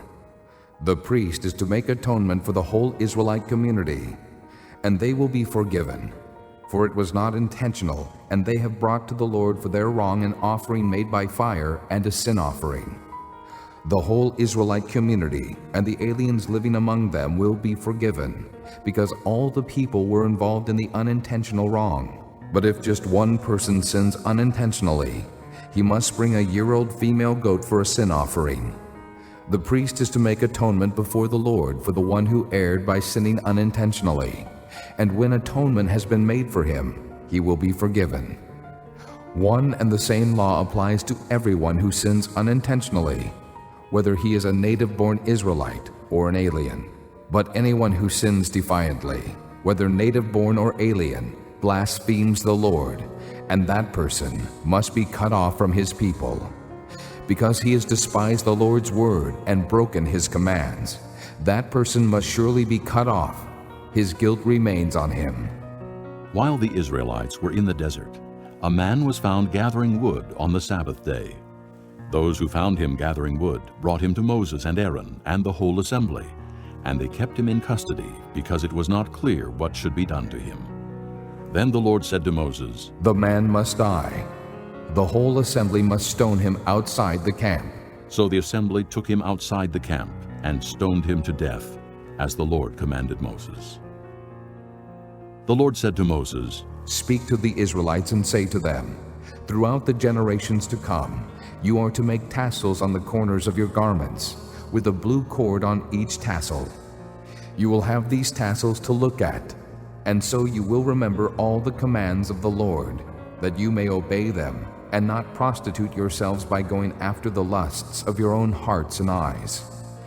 Then you will remember to obey all my commands, and will be consecrated to your God. I am the Lord your God, who brought you out of Egypt to be your God. I am the Lord your God. Chapter 16. Korah, son of Izhar, the son of Kohath, the son of Levi, and certain Reubenites, Dathan and Abiram, sons of Eliab, and On, son of Peleth, became insolent and rose up against Moses. With them were 250 Israelite men, well-known community leaders who had been appointed members of the council. They came as a group to oppose Moses and Aaron, and said to them, You have gone too far. The whole community is holy, every one of them, and the Lord is with them. Why then do you set yourselves above the Lord's assembly? When Moses heard this, he fell face down. Then he said to Korah and all his followers, In the morning, the Lord will show who belongs to him and who is holy, and he will have that person come near him. The man he chooses, he will cause to come near him. You, Korah, and all your followers are to do this. Take censers, and tomorrow put fire and incense in them before the Lord. The man the Lord chooses will be the one who is holy. You Levites have gone too far. Moses also said to Korah, Now listen, you Levites. Isn't it enough for you that the God of Israel has separated you from the rest of the Israelite community and brought you near himself to do the work at the Lord's tabernacle and to stand before the community and minister to them? He has brought you and all your fellow Levites near himself, but now you are trying to get the priesthood too. It is against the Lord that you and all your followers have banded together. Who is Aaron that you should grumble against him? Then Moses summoned Dathan and Abiram, the sons of Eliab. But they said, We will not come. Isn't it enough that you have brought us up out of a land flowing with milk and honey to kill us in the desert? And now you also want to lord it over us?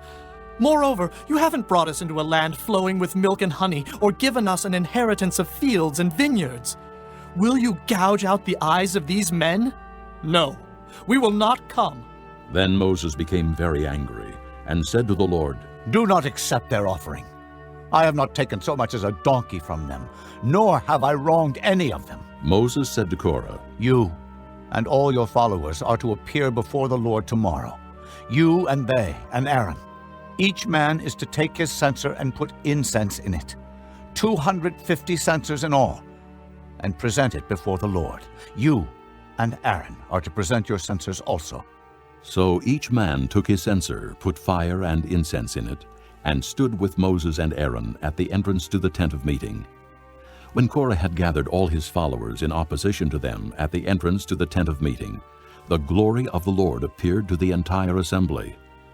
The Lord said to Moses and Aaron, Separate yourselves from this assembly, so I can put an end to them at once. But Moses and Aaron fell face down and cried out, O God, God of the spirits of all mankind, will you be angry with the entire assembly when only one man sins? Then the Lord said to Moses, Say to the assembly, Move away from the tents of Korah, Dathan, and Abiram. Moses got up and went to Dathan and Abiram, and the elders of Israel followed him. He warned the assembly, Move back from the tents of these wicked men. Do not touch anything belonging to them, or you will be swept away because of all their sins. So they moved away from the tents of Korah, Dathan, and Abiram. Dathan and Abiram had come out and were standing with their wives, children, and little ones at the entrances to their tents. Then Moses said, This is how you will know that the Lord has sent me to do all these things, and that it was not my idea. If these men die a natural death and experience only what usually happens to man, then the Lord has not sent me. But if the Lord brings about something totally new, and the earth opens its mouth and swallows them with everything that belongs to them, and they go down alive into the grave, then you will know that these men have treated the Lord with contempt. As soon as he finished saying all this, the ground under them split apart, and the earth opened its mouth and swallowed them with their households and all Korah's men and all their possessions. They went down alive into the grave with everything they owned. The earth closed over them, and they perished and were gone from the community. At their cries, all the Israelites around them fled, shouting, The earth is going to swallow us too! And fire came out from the Lord and consumed the 250 men who were offering the incense. The Lord said to Moses, Tell Eleazar, son of Aaron the priest, to take the censers out of the smoldering remains and scatter the coals some distance away, for the censers are holy, the censers of the men who sinned at the cost of their lives. Hammer the censers into sheets to overlay the altar, for they were presented before the Lord and have become holy. Let them be assigned to the Israelites. So Eleazar the priest collected the bronze censers brought by those who had been burned up, and he had them hammered out to overlay the altar, as the Lord directed him through Moses. This was to remind the Israelites that no one except a descendant of Aaron should come to burn incense before the Lord, or he would become like Korah and his followers. The next day the whole Israelite community grumbled against Moses and Aaron. You have killed the Lord's people, they said.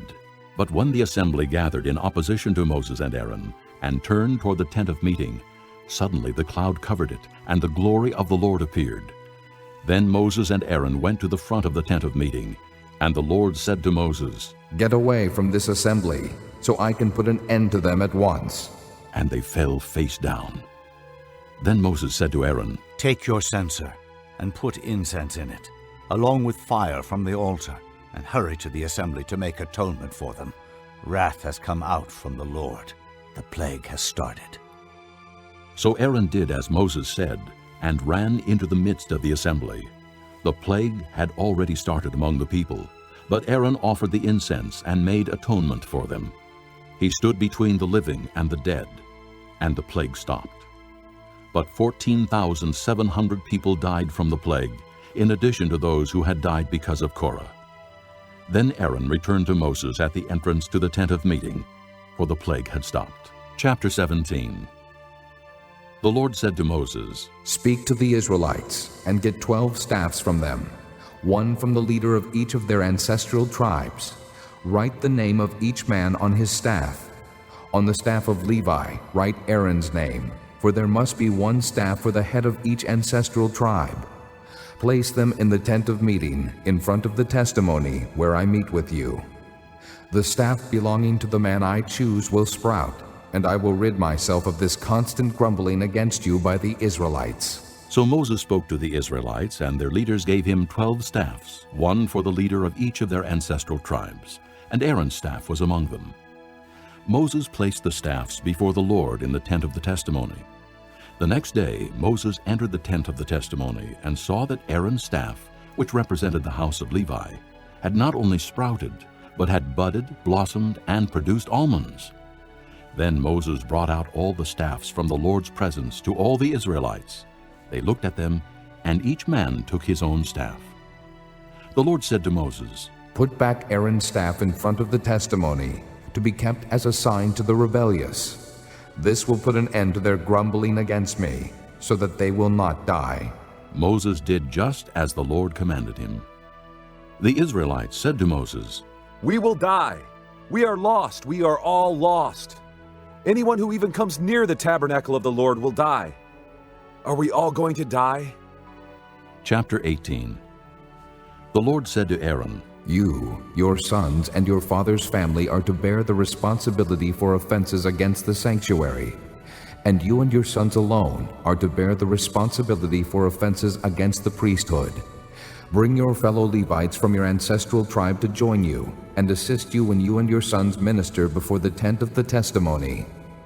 They are to be responsible to you and are to perform all the duties of the tent.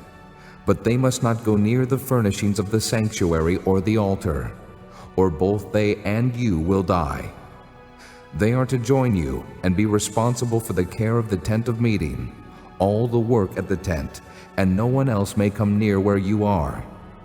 You are to be responsible for the care of the sanctuary and the altar, so that wrath will not fall on the Israelites again.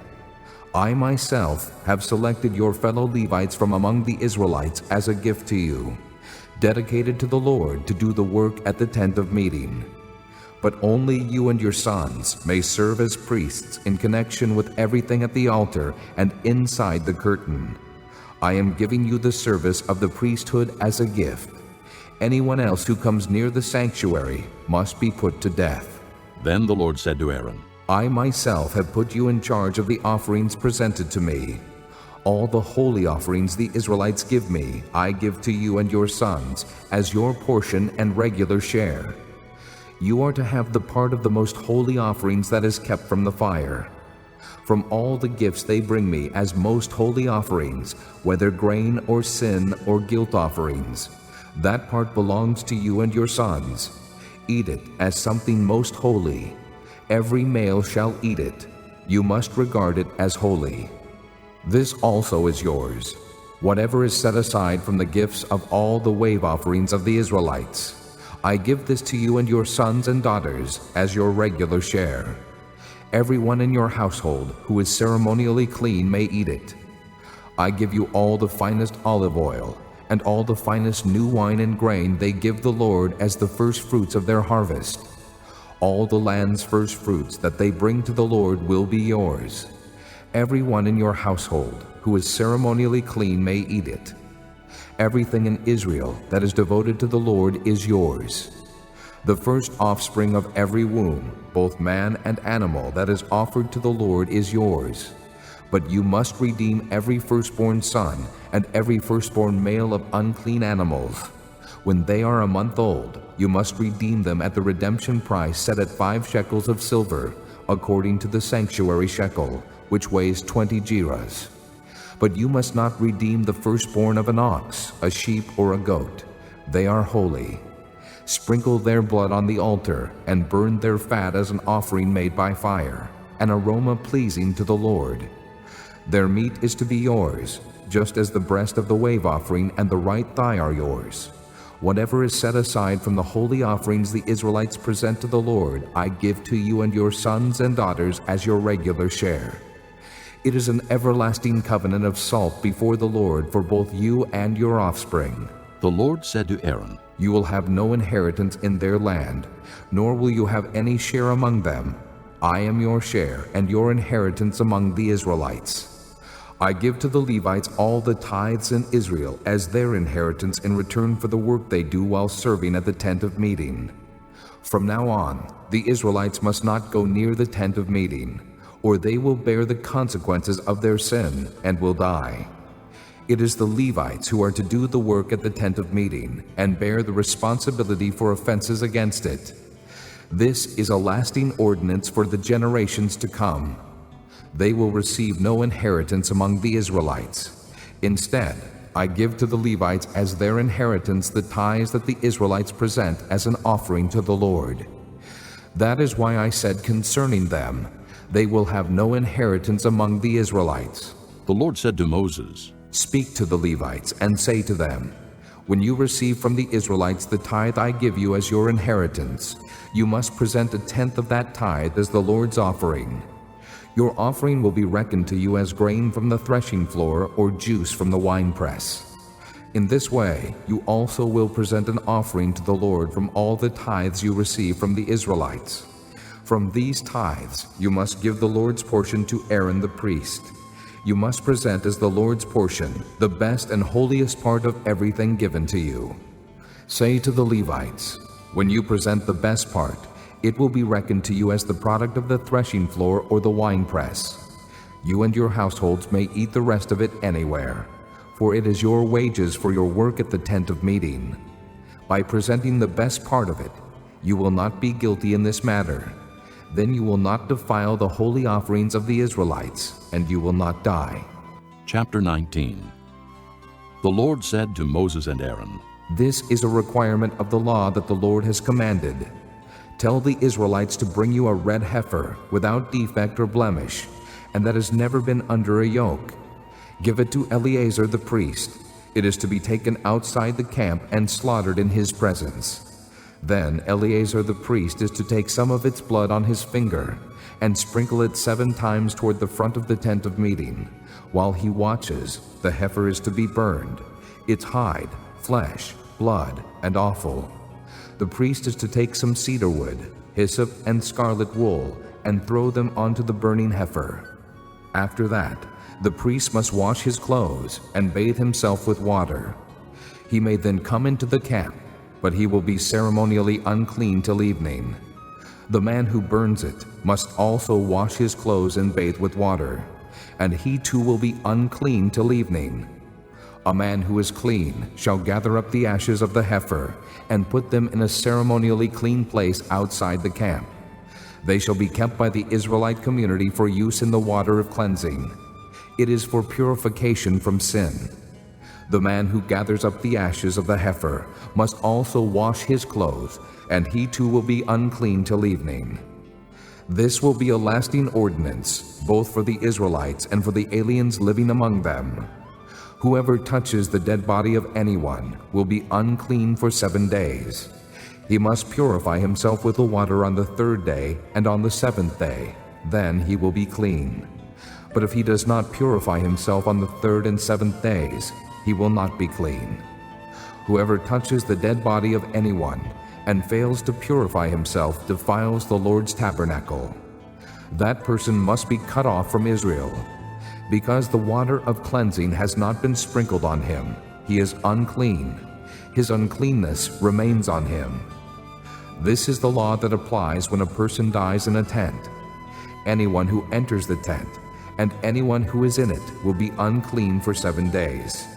And every open container without a lid fastened on it will be unclean. Anyone out in the open who touches someone who has been killed with a sword, or someone who has died a natural death, or anyone who touches a human bone or a grave will be unclean for 7 days. For the unclean person, put some ashes from the burnt purification offering into a jar and pour fresh water over them. Then a man who is ceremonially clean is to take some hyssop, dip it in the water, and sprinkle the tent and all the furnishings and the people who were there. He must also sprinkle anyone who has touched a human bone or a grave, or someone who has been killed, or someone who has died a natural death. The man who is clean is to sprinkle the unclean person on the 3rd and 7th days, and on the 7th day he is to purify him. The person being cleansed must wash his clothes and bathe with water, and that evening he will be clean. But if a person who is unclean does not purify himself, he must be cut off from the community, because he has defiled the sanctuary of the Lord. The water of cleansing has not been sprinkled on him, and he is unclean. This is a lasting ordinance for them. The man who sprinkles the water of cleansing must also wash his clothes, and anyone who touches the water of cleansing will be unclean till evening. Anything that an unclean person touches becomes unclean, and anyone who touches it becomes unclean till evening. Chapter 20. In the 1st month, the whole Israelite community arrived at the desert of Zin, and they stayed at Kadesh. There Miriam died and was buried. Now there was no water for the community, and the people gathered in opposition to Moses and Aaron. They quarreled with Moses and said, If only we had died when our brothers fell dead before the Lord. Why did you bring the Lord's community into this desert, that we and our livestock should die here? Why did you bring us up out of Egypt to this terrible place? It has no grain or figs, grapevines or pomegranates, and there is no water to drink. Moses and Aaron went from the assembly to the entrance to the tent of meeting and fell face down, and the glory of the Lord appeared to them. The Lord said to Moses, Take the staff, and you and your brother Aaron gather the assembly together. Speak to that rock before their eyes, and it will pour out its water. You will bring water out of the rock for the community, so they and their livestock can drink." So Moses took the staff from the Lord's presence, just as he commanded him. He and Aaron gathered the assembly together in front of the rock, and Moses said to them, "Listen, you rebels. Must we bring you water out of this rock?" Then Moses raised his arm and struck the rock twice with his staff. Water gushed out, and the community and their livestock drank. But the Lord said to Moses and Aaron, "Because you did not trust in me enough to honor me as holy in the sight of the Israelites, you will not bring this community into the land I give them." These were the waters of Meribah, where the Israelites quarreled with the Lord, and where he showed himself holy among them. Moses sent messengers from Kadesh to the king of Edom, saying, "This is what your brother Israel says. You know about all the hardships that have come upon us. Our forefathers went down into Egypt, and we lived there many years. The Egyptians mistreated us and our fathers. But when we cried out to the Lord, he heard our cry and sent an angel and brought us out of Egypt. Now we are here at Kadesh, a town on the edge of your territory. Please, let us pass through your country. We will not go through any field or vineyard or drink water from any well. We will travel along the king's highway and not turn to the right or to the left until we have passed through your territory." But Edom answered, "You may not pass through here. If you try, we will march out and attack you with the sword." The Israelites replied, We will go along the main road, and if we or our livestock drink any of your water, we will pay for it. We only want to pass through on foot, nothing else." Again they answered, "You may not pass through." Then Edom came out against them with a large and powerful army. Since Edom refused to let them go through their territory, Israel turned away from them. The whole Israelite community set out from Kadesh and came to Mount Hor. At Mount Hor, near the border of Edom, the Lord said to Moses and Aaron, "Aaron will be gathered to his people. He will not enter the land I give the Israelites, because both of you rebelled against my command at the waters of Meribah. Get Aaron and his son Eleazar and take them up Mount Hor. Remove Aaron's garments and put them on his son Eleazar, for Aaron will be gathered to his people. He will die there." Moses did as the Lord commanded. They went up Mount Hor in the sight of the whole community. Moses removed Aaron's garments and put them on his son Eleazar, and Aaron died there on top of the mountain. Then Moses and Eleazar came down from the mountain, and when the whole community learned that Aaron had died, the entire house of Israel mourned for him 30 days.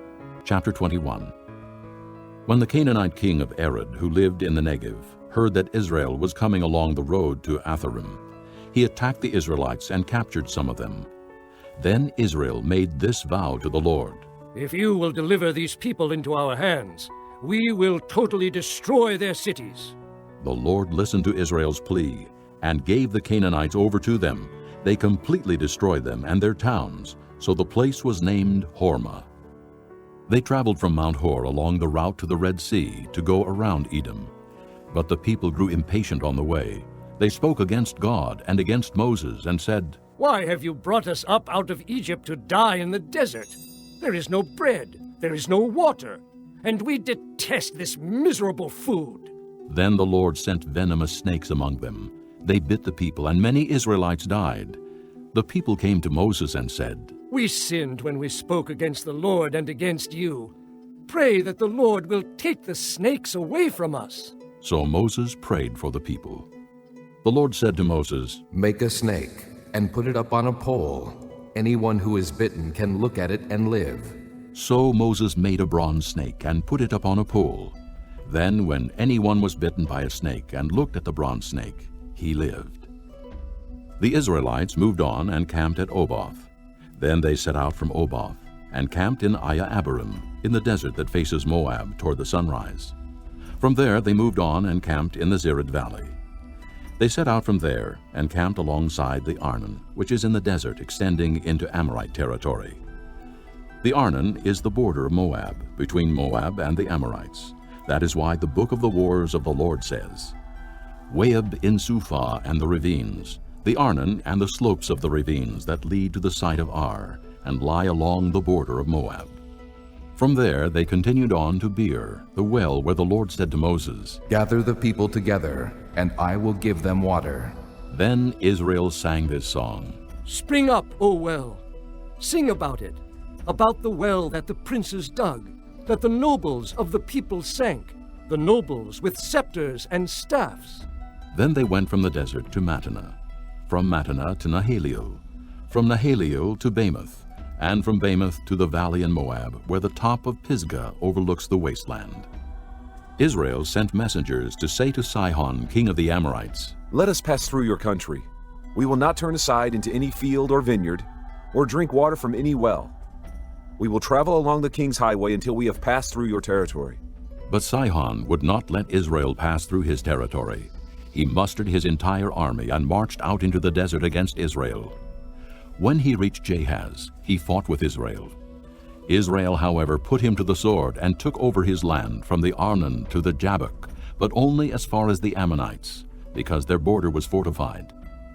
Israel captured all the cities of the Amorites and occupied them, including Heshbon and all its surrounding settlements.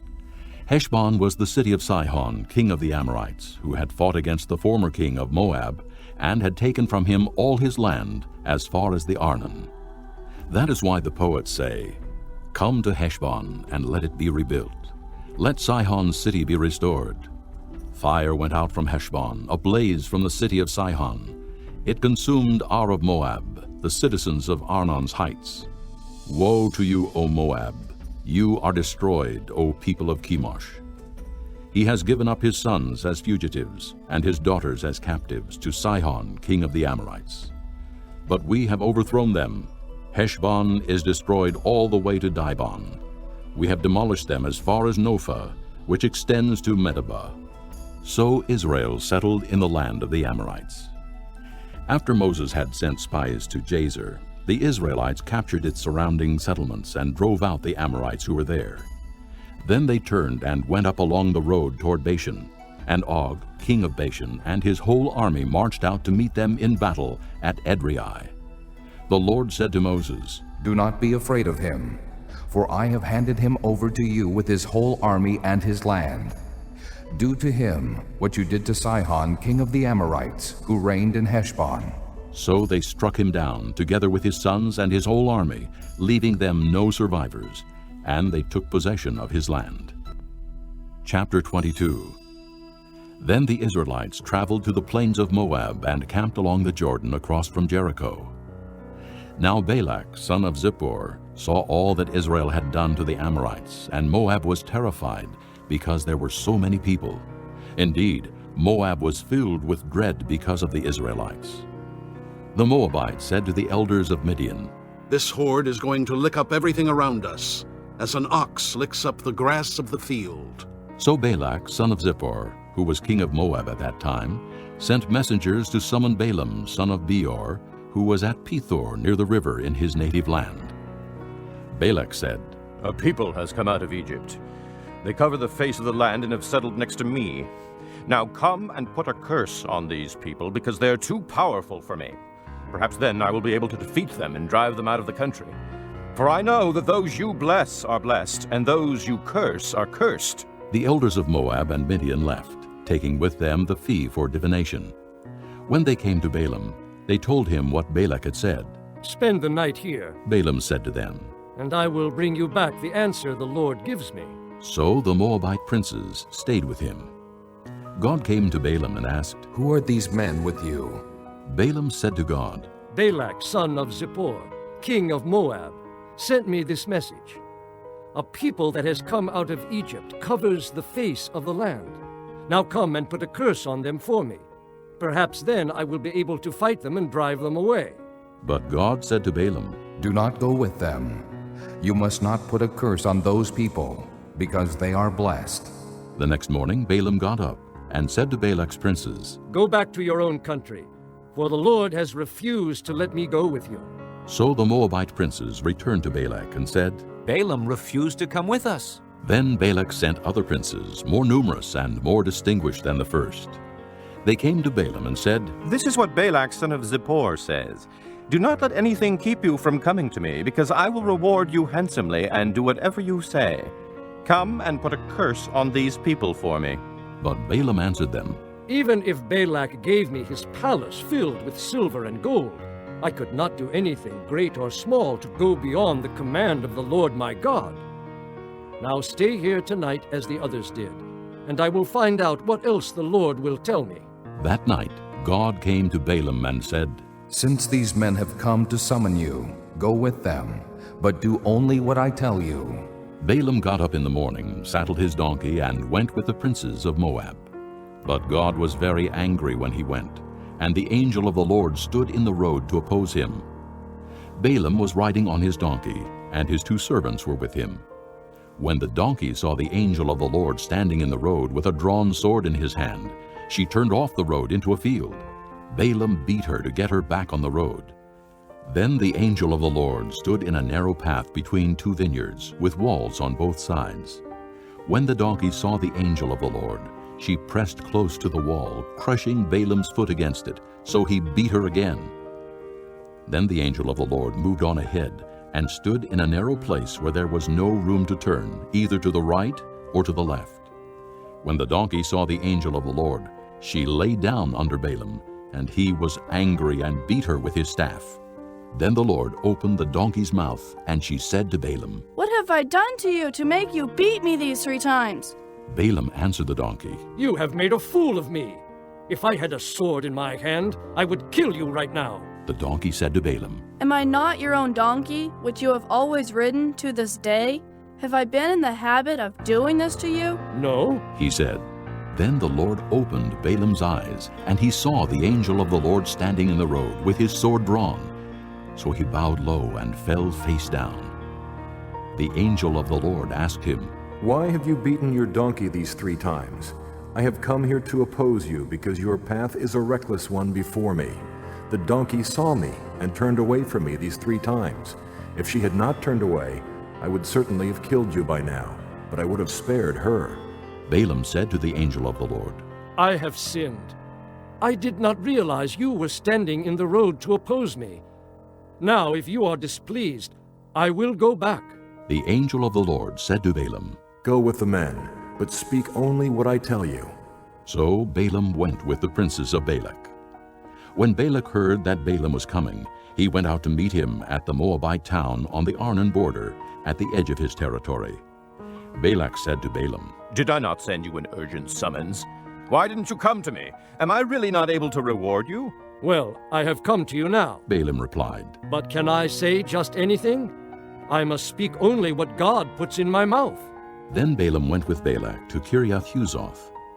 Balak sacrificed cattle and sheep, and gave some to Balaam and the princes who were with him. The next morning, Balak took Balaam up to Bamoth-Baal, and from there he saw part of the people.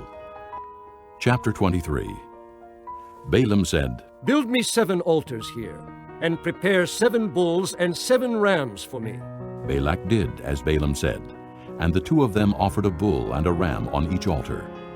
Then Balaam said to Balak, Stay here beside your offering while I go aside. Perhaps the Lord will come to meet with me.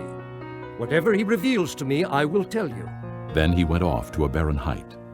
God met with him, and Balaam said, I have prepared 7 altars, and on each altar I have offered a bull and a ram. The Lord put a message in Balaam's mouth and said, Go back to Balak and give him this message. So he went back to him and found him standing beside his offering with all the princes of Moab. Then Balaam uttered his oracle. Balak brought me from Aram, the king of Moab from the eastern mountains.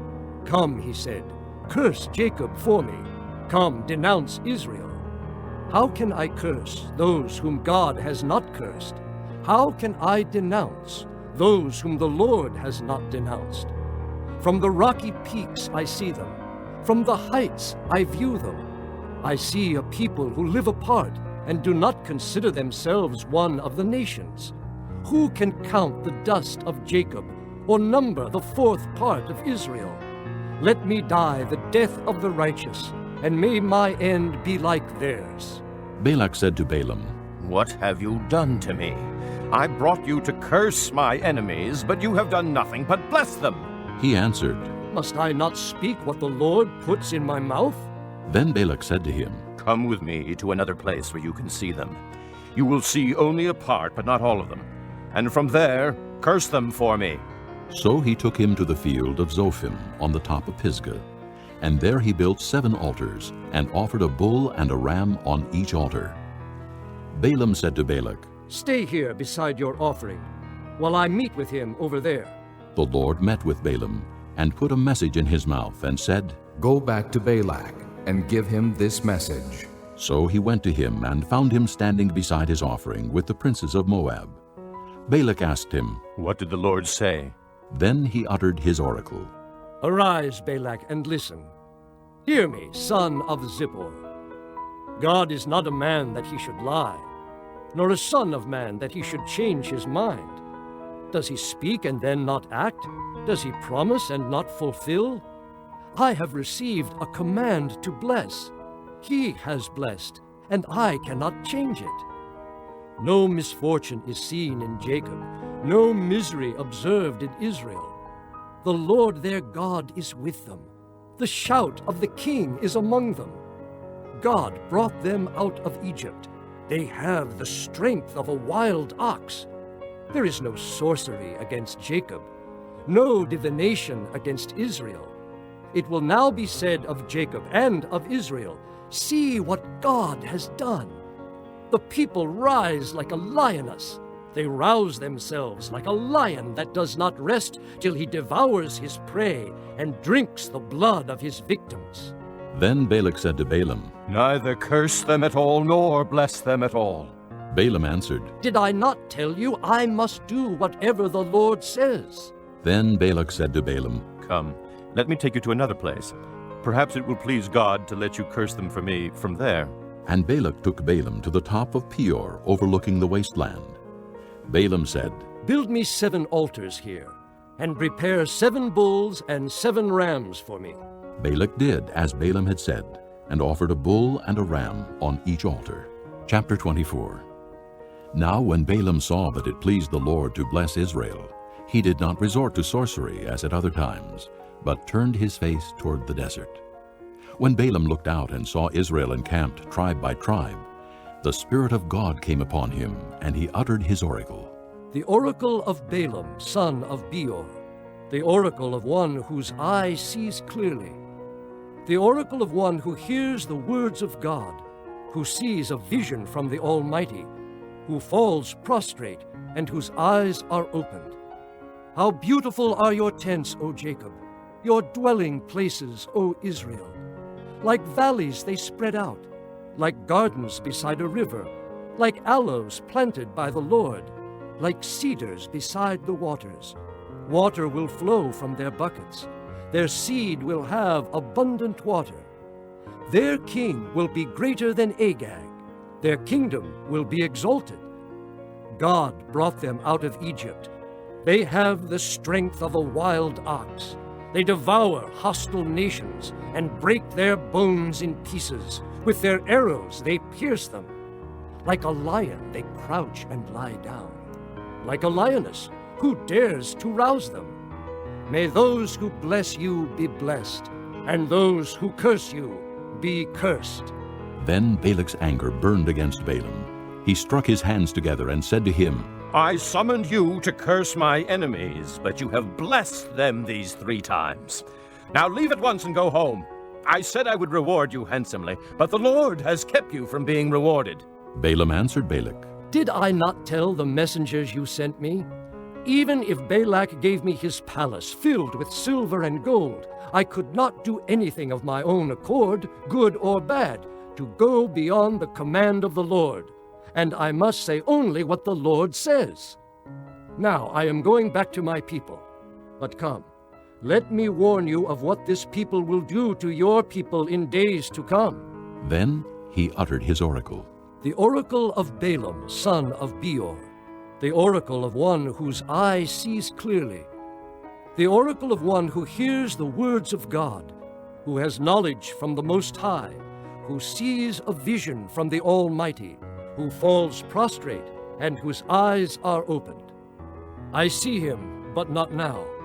I behold him, but not near. A star will come out of Jacob. A scepter will rise out of Israel. He will crush the foreheads of Moab, the skulls of all the sons of Sheth. Edom will be conquered.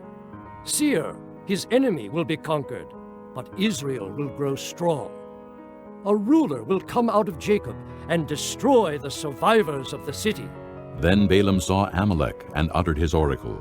Amalek was first among the nations, but he will come to ruin at last. Then he saw the Kenites and uttered his oracle. Your dwelling place is secure. Your nest is set in a rock. Yet you Kenites will be destroyed when Asher takes you captive. Then he uttered his oracle. Ah, who can live when God does this? Ships will come from the shores of Kittim. They will subdue Asher and Eber, but they too will come to ruin. Then Balaam got up and returned home, and Balak went his own way.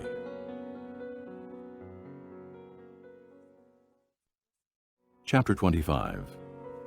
While Israel was staying in Shittim, the men began to indulge in sexual immorality with Moabite women, who invited them to the sacrifices to their gods.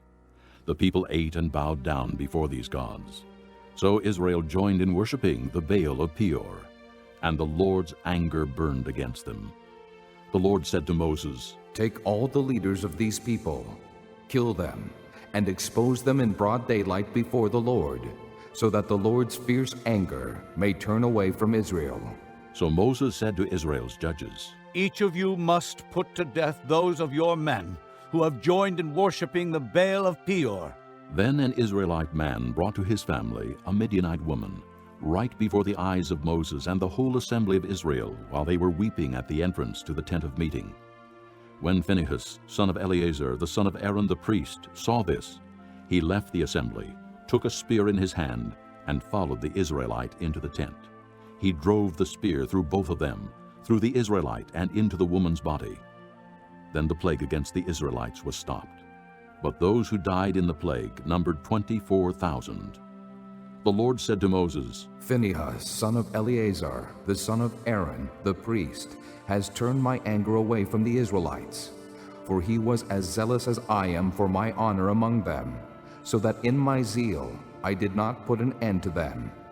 Therefore tell him I am making my covenant of peace with him.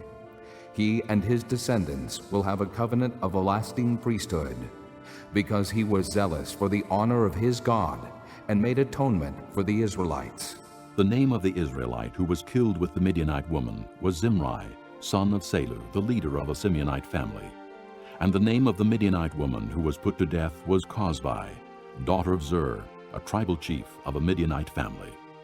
The Lord said to Moses, "Treat the Midianites as enemies and kill them, because they treated you as enemies when they deceived you in the affair of Peor and their sister Cozbi, the daughter of a Midianite leader, the woman who was killed when the plague came as a result of Peor." Chapter 26. After the plague, the Lord said to Moses and Eleazar, son of Aaron the priest, "Take a census of the whole Israelite community by families, all those 20 years old or more who are able to serve in the army of Israel." So on the plains of Moab, by the Jordan, across from Jericho, Moses and Eleazar the priest spoke with them and said, "Take a census of the men 20 years old or more, as the Lord commanded Moses." These were the Israelites who came out of Egypt. The descendants of Reuben, the firstborn son of Israel, were through Hanok, the Hanokite clan, through Palu, the Paluite clan, through Hezron, the Hezronite clan, through Carmi, the Carmite clan. These were the clans of Reuben.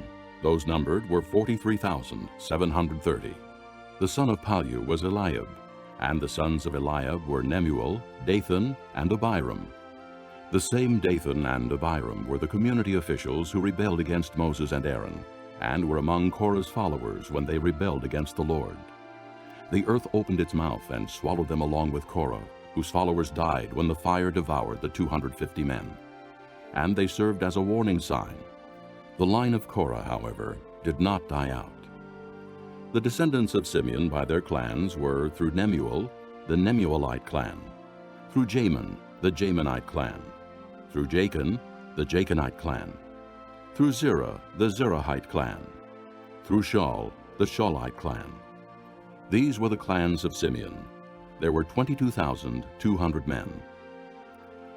The descendants of Gad by their clans were, through Zephon, the Zephonite clan; through Haggi, the Haggite clan; through Shunai, the Shunite clan; through Ozni, the Oznite clan; through Eri, the Erite clan; through Eridai, the Eridite clan; through Areli, the Arelite clan.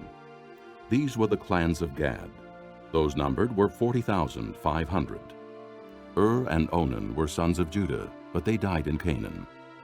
The descendants of Judah by their clans were through Shelah, the Shelonite clan; through Perez, the Perezite clan; through Zerah, the Zerahite clan. The descendants of Perez were through Hezron, the Hezronite clan; through Hamul, the Hamulite clan. These were the clans of Judah. Those numbered were 76,500. The descendants of Issachar by their clans were through Tola, the Tolaite clan; through Pua, the Puite clan; through Jashub, the Jashabite clan; through Shimron, the Shimronite clan. These were the clans of Issachar. Those numbered were 64,300. The descendants of Zebulun by their clans were through Sirid, the Siridite clan; through Elon, the Elonite clan; through Jaleel, the Jaleelite clan. These were the clans of Zebulun. Those numbered were 60,500. The descendants of Joseph by their clans through Manasseh and Ephraim were the descendants of Manasseh; through Machir, the Machirite clan. Machir was the father of Gilead; through Gilead, the Gileadite clan.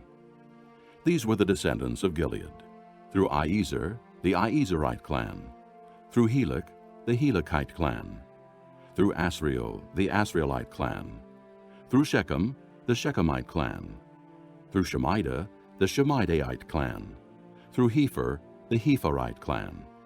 Zelophehad, son of Hepher, had no sons. He had only daughters, whose names were Mahlah, Noah, Hoglah, Milcah, and Tirzah.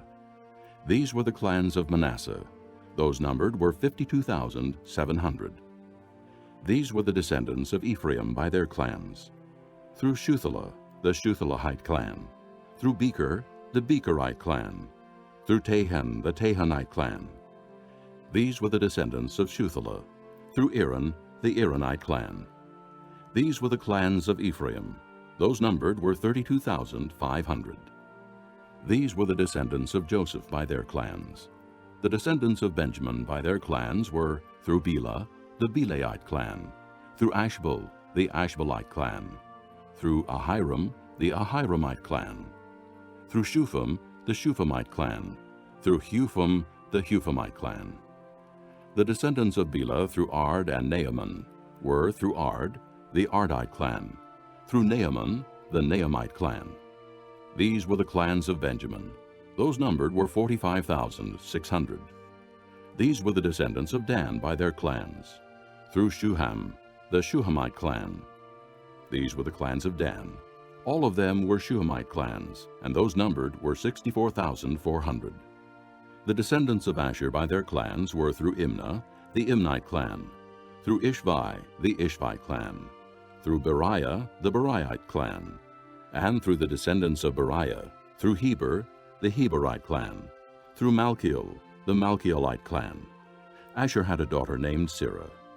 These were the clans of Asher. Those numbered were 53,400. The descendants of Naphtali by their clans were through Jaziel, the Jazielite clan; through Guni, the Gunite clan; through Jezer, the Jezerite clan; through Shillem, the Shillemite clan. These were the clans of Naphtali. Those numbered were 45,400. The total number of the men of Israel was 601,730. The Lord said to Moses, "The land is to be allotted to them as an inheritance based on the number of names. To a larger group, give a larger inheritance, and to a smaller group, a smaller one.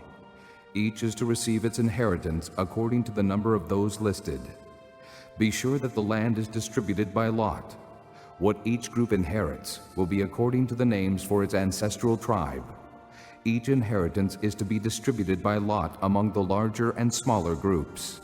These were the Levites who were counted by their clans. Through Gershon, the Gershonite clan; Through Kohath, the Kohathite clan. Through Merari, the Merarite clan. These also were Levite clans: the Libnite clan, the Hebronite clan, the Malite clan, the Mushite clan, the Korahite clan. Kohath was the forefather of Amram. The name of Amram's wife was Jochebed, a descendant of Levi, who was born to the Levites in Egypt. To Amram she bore Aaron, Moses, and their sister Miriam. Aaron was the father of Nadab and Abihu, Eleazar and Ithamar. But Nadab and Abihu died when they made an offering before the Lord with unauthorized fire. All the male Levites a month old or more numbered 23,000. They were not counted along with the other Israelites because they received no inheritance among them. These are the ones counted by Moses and Eleazar the priest when they counted the Israelites on the plains of Moab by the Jordan across from Jericho. Not one of them was among those counted by Moses and Aaron the priest when they counted the Israelites in the desert of Sinai. For the Lord had told those Israelites they would surely die in the desert, and not one of them was left, except Caleb, son of Jephunneh, and Joshua, son of Nun. Chapter 27. The daughters of Zelophehad, son of Hepher, the son of Gilead, the son of Machir, the son of Manasseh, belonged to the clans of Manasseh, son of Joseph. The names of the daughters were Mahlah, Noah, Hoglah, Milcah, and Tirzah. They approached the entrance to the tent of meeting and stood before Moses, Eleazar the priest, the leaders, and the whole assembly, and said, Our father died in the desert. He was not among Korah's followers who banded together against the Lord, but he died for his own sin and left no sons. Why should our father's name disappear from his clan because he had no son? Give us property among our father's relatives. So Moses brought their case before the Lord, and the Lord said to him, What Zelophehad's daughters are saying is right. You must certainly give them property as an inheritance among their father's relatives, and turn their father's inheritance over to them. Say to the Israelites, if a man dies and leaves no son, turn his inheritance over to his daughter. If he has no daughter, give his inheritance to his brothers. If he has no brothers, give his inheritance to his father's brothers. If his father had no brothers, give his inheritance to the nearest relative in his clan, that he may possess it. This is to be a legal requirement for the Israelites, as the Lord commanded Moses. Then the Lord said to Moses, Go up this mountain in the Abiram range, and see the land I have given the Israelites. After you have seen it, you too will be gathered to your people as your brother Aaron was. For when the community rebelled at the waters in the desert of Zin, both of you disobeyed my command to honor me as holy before their eyes. These were the waters of Meribah Kadesh in the desert of Zin. Moses said to the Lord, May the Lord, the God of the spirits of all mankind, appoint a man over this community to go out and come in before them, one who will lead them out and bring them in, so the Lord's people will not be like sheep without a shepherd. So the Lord said to Moses, Take Joshua, son of Nun, a man in whom is the Spirit, and lay your hand on him. Have him stand before Eleazar the priest and the entire assembly, and commission him in their presence. Give him some of your authority, so the whole Israelite community will obey him. He is to stand before Eleazar the priest, who will obtain decisions for him by inquiring of the Urim before the Lord. At his command, he and the entire community of the Israelites will go out, and at his command they will come in. Moses did as the Lord commanded him. He took Joshua and had him stand before Eleazar the priest and the whole assembly. Then he laid his hands on him and commissioned him as the Lord instructed through Moses. Chapter 28.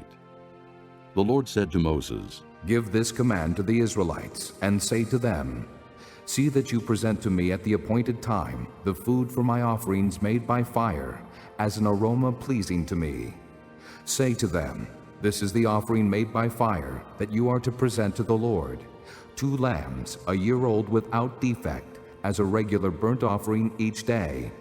Prepare 1 lamb in the morning, and the other at twilight, together with a grain offering of 1/10 of an ephah of fine flour mixed with 1/4 of a hin of oil from pressed olives. This is the regular burnt offering instituted at Mount Sinai as a pleasing aroma, an offering made to the Lord by fire.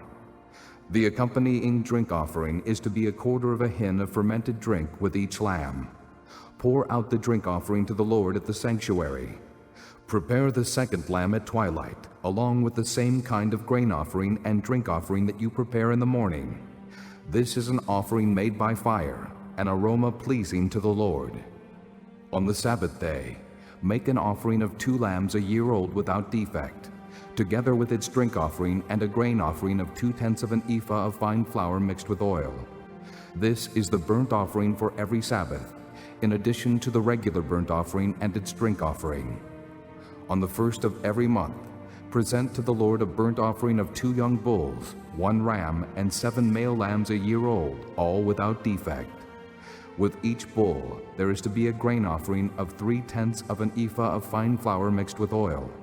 With the ram, a grain offering of 2/10 of an ephah of fine flour mixed with oil. And with each lamb, a grain offering of 1/10 of an ephah of fine flour mixed with oil. This is for a burnt offering, a pleasing aroma, an offering made to the Lord by fire.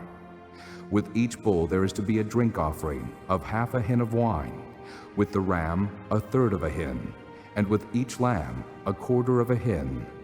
This is the monthly burnt offering to be made at each new moon during the year. Besides the regular burnt offering with its drink offering, 1 male goat is to be presented to the Lord as a sin offering. On the 14th day of the first month, the Lord's Passover is to be held. On the 15th day of this month, there is to be a festival. For 7 days eat bread made without yeast. On the first day, hold a sacred assembly and do no regular work. Present to the Lord an offering made by fire, a burnt offering of 2 young bulls, 1 ram, and 7 male lambs, a year old, all without defect. With each bull prepare a grain offering of 3/10 of an ephah of fine flour mixed with oil. With the ram, 2/10, and with each of the 7 lambs, 1/10. Include 1 male goat as a sin offering to make atonement for you. Prepare these in addition to the regular morning burnt offering. In this way, prepare the food for the offering made by fire every day for 7 days, as an aroma pleasing to the Lord. It is to be prepared in addition to the regular burnt offering and its drink offering. On the 7th day, hold a sacred assembly and do no regular work. On the day of first fruits, when you present to the Lord an offering of new grain during the Feast of Weeks, hold a sacred assembly and do no regular work. Present a burnt offering of 2 young bulls, 1 ram, and 7 male lambs a year old, as an aroma pleasing to the Lord. With each bull, there is to be a grain offering of 3/10 of an ephah of fine flour mixed with oil. With the ram, 2/10, and with each of the 7 lambs, 1/10. Include 1 male goat to make atonement for you. Prepare these together with their drink offerings, in addition to the regular burnt offering and its grain offering. Be sure the animals are without defect. Chapter 29. On the first day of the 7th month, hold a sacred assembly and do no regular work. It is a day for you to sound the trumpets. As an aroma pleasing to the Lord, prepare a burnt offering of 1 young bull, 1 ram, and 7 male lambs a year old, all without defect. With the bull, prepare a grain offering of 3/10 of an ephah of fine flour mixed with oil. With the ram, 2/10, and with each of the 7 lambs, 1/10. Include 1 male goat as a sin offering to make atonement for you.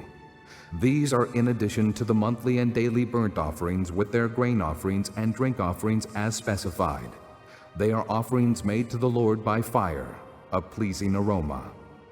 On the 10th day of this 7th month, hold a sacred assembly. You must deny yourselves and do no work.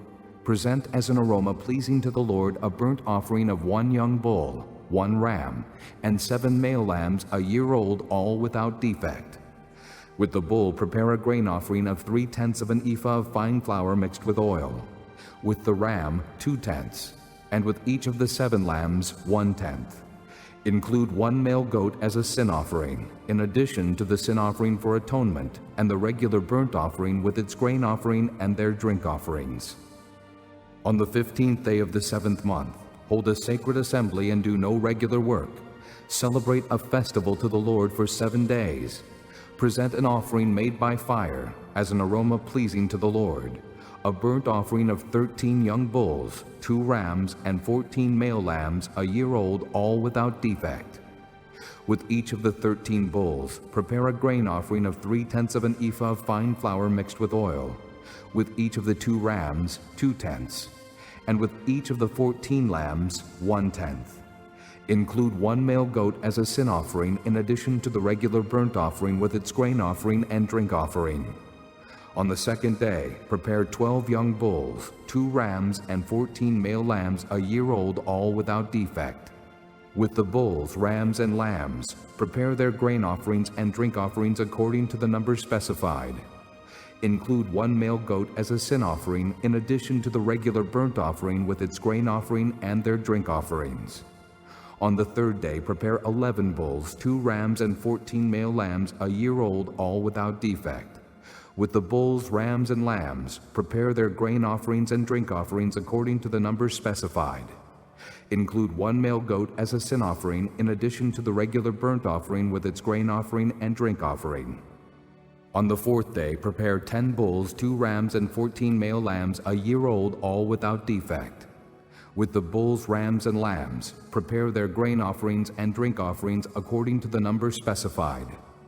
Include 1 male goat as a sin offering, in addition to the regular burnt offering with its grain offering and drink offering. On the fifth day, prepare 9 bulls, 2 rams, and 14 male lambs a year old, all without defect. With the bulls, rams, and lambs, prepare their grain offerings and drink offerings according to the number specified. Include 1 male goat as a sin offering in addition to the regular burnt offering with its grain offering and drink offering. On the sixth day, prepare 8 bulls, 2 rams, and 14 male lambs a year old, all without defect. With the bulls, rams, and lambs, prepare their grain offerings and drink offerings according to the number specified.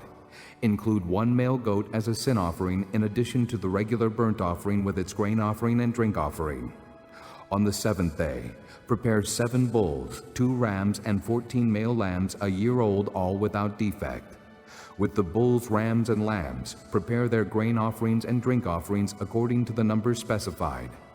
Include 1 male goat as a sin offering, in addition to the regular burnt offering with its grain offering and drink offering. On the 8th day, hold an assembly and do no regular work. Present an offering made by fire as an aroma pleasing to the Lord, a burnt offering of 1 bull, 1 ram, and 7 male lambs a year old, all without defect. With the bull, the ram, and the lambs, prepare their grain offerings and drink offerings according to the number specified. Include 1 male goat as a sin offering, in addition to the regular burnt offering with its grain offering and drink offering. In addition to what you vow and your free will offerings, prepare these for the Lord at your appointed feasts, your burnt offerings, grain offerings, drink offerings, and fellowship offerings. Moses told the Israelites all that the Lord commanded him. Chapter 30. Moses said to the heads of the tribes of Israel, This is what the Lord commands.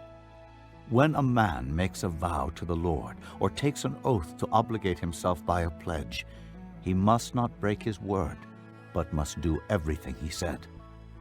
When a young woman still living in her father's house makes a vow to the Lord or obligates herself by a pledge, and her father hears about her vow or pledge, but says nothing to her, then all her vows and every pledge by which she obligated herself will stand. But if her father forbids her when he hears about it, none of her vows or the pledges by which she obligated herself will stand. The Lord will release her because her father has forbidden her. If she marries after she makes a vow, or after her lips utter a rash promise by which she obligates herself, and her husband hears about it but says nothing to her, then her vows or the pledges by which she obligated herself will stand.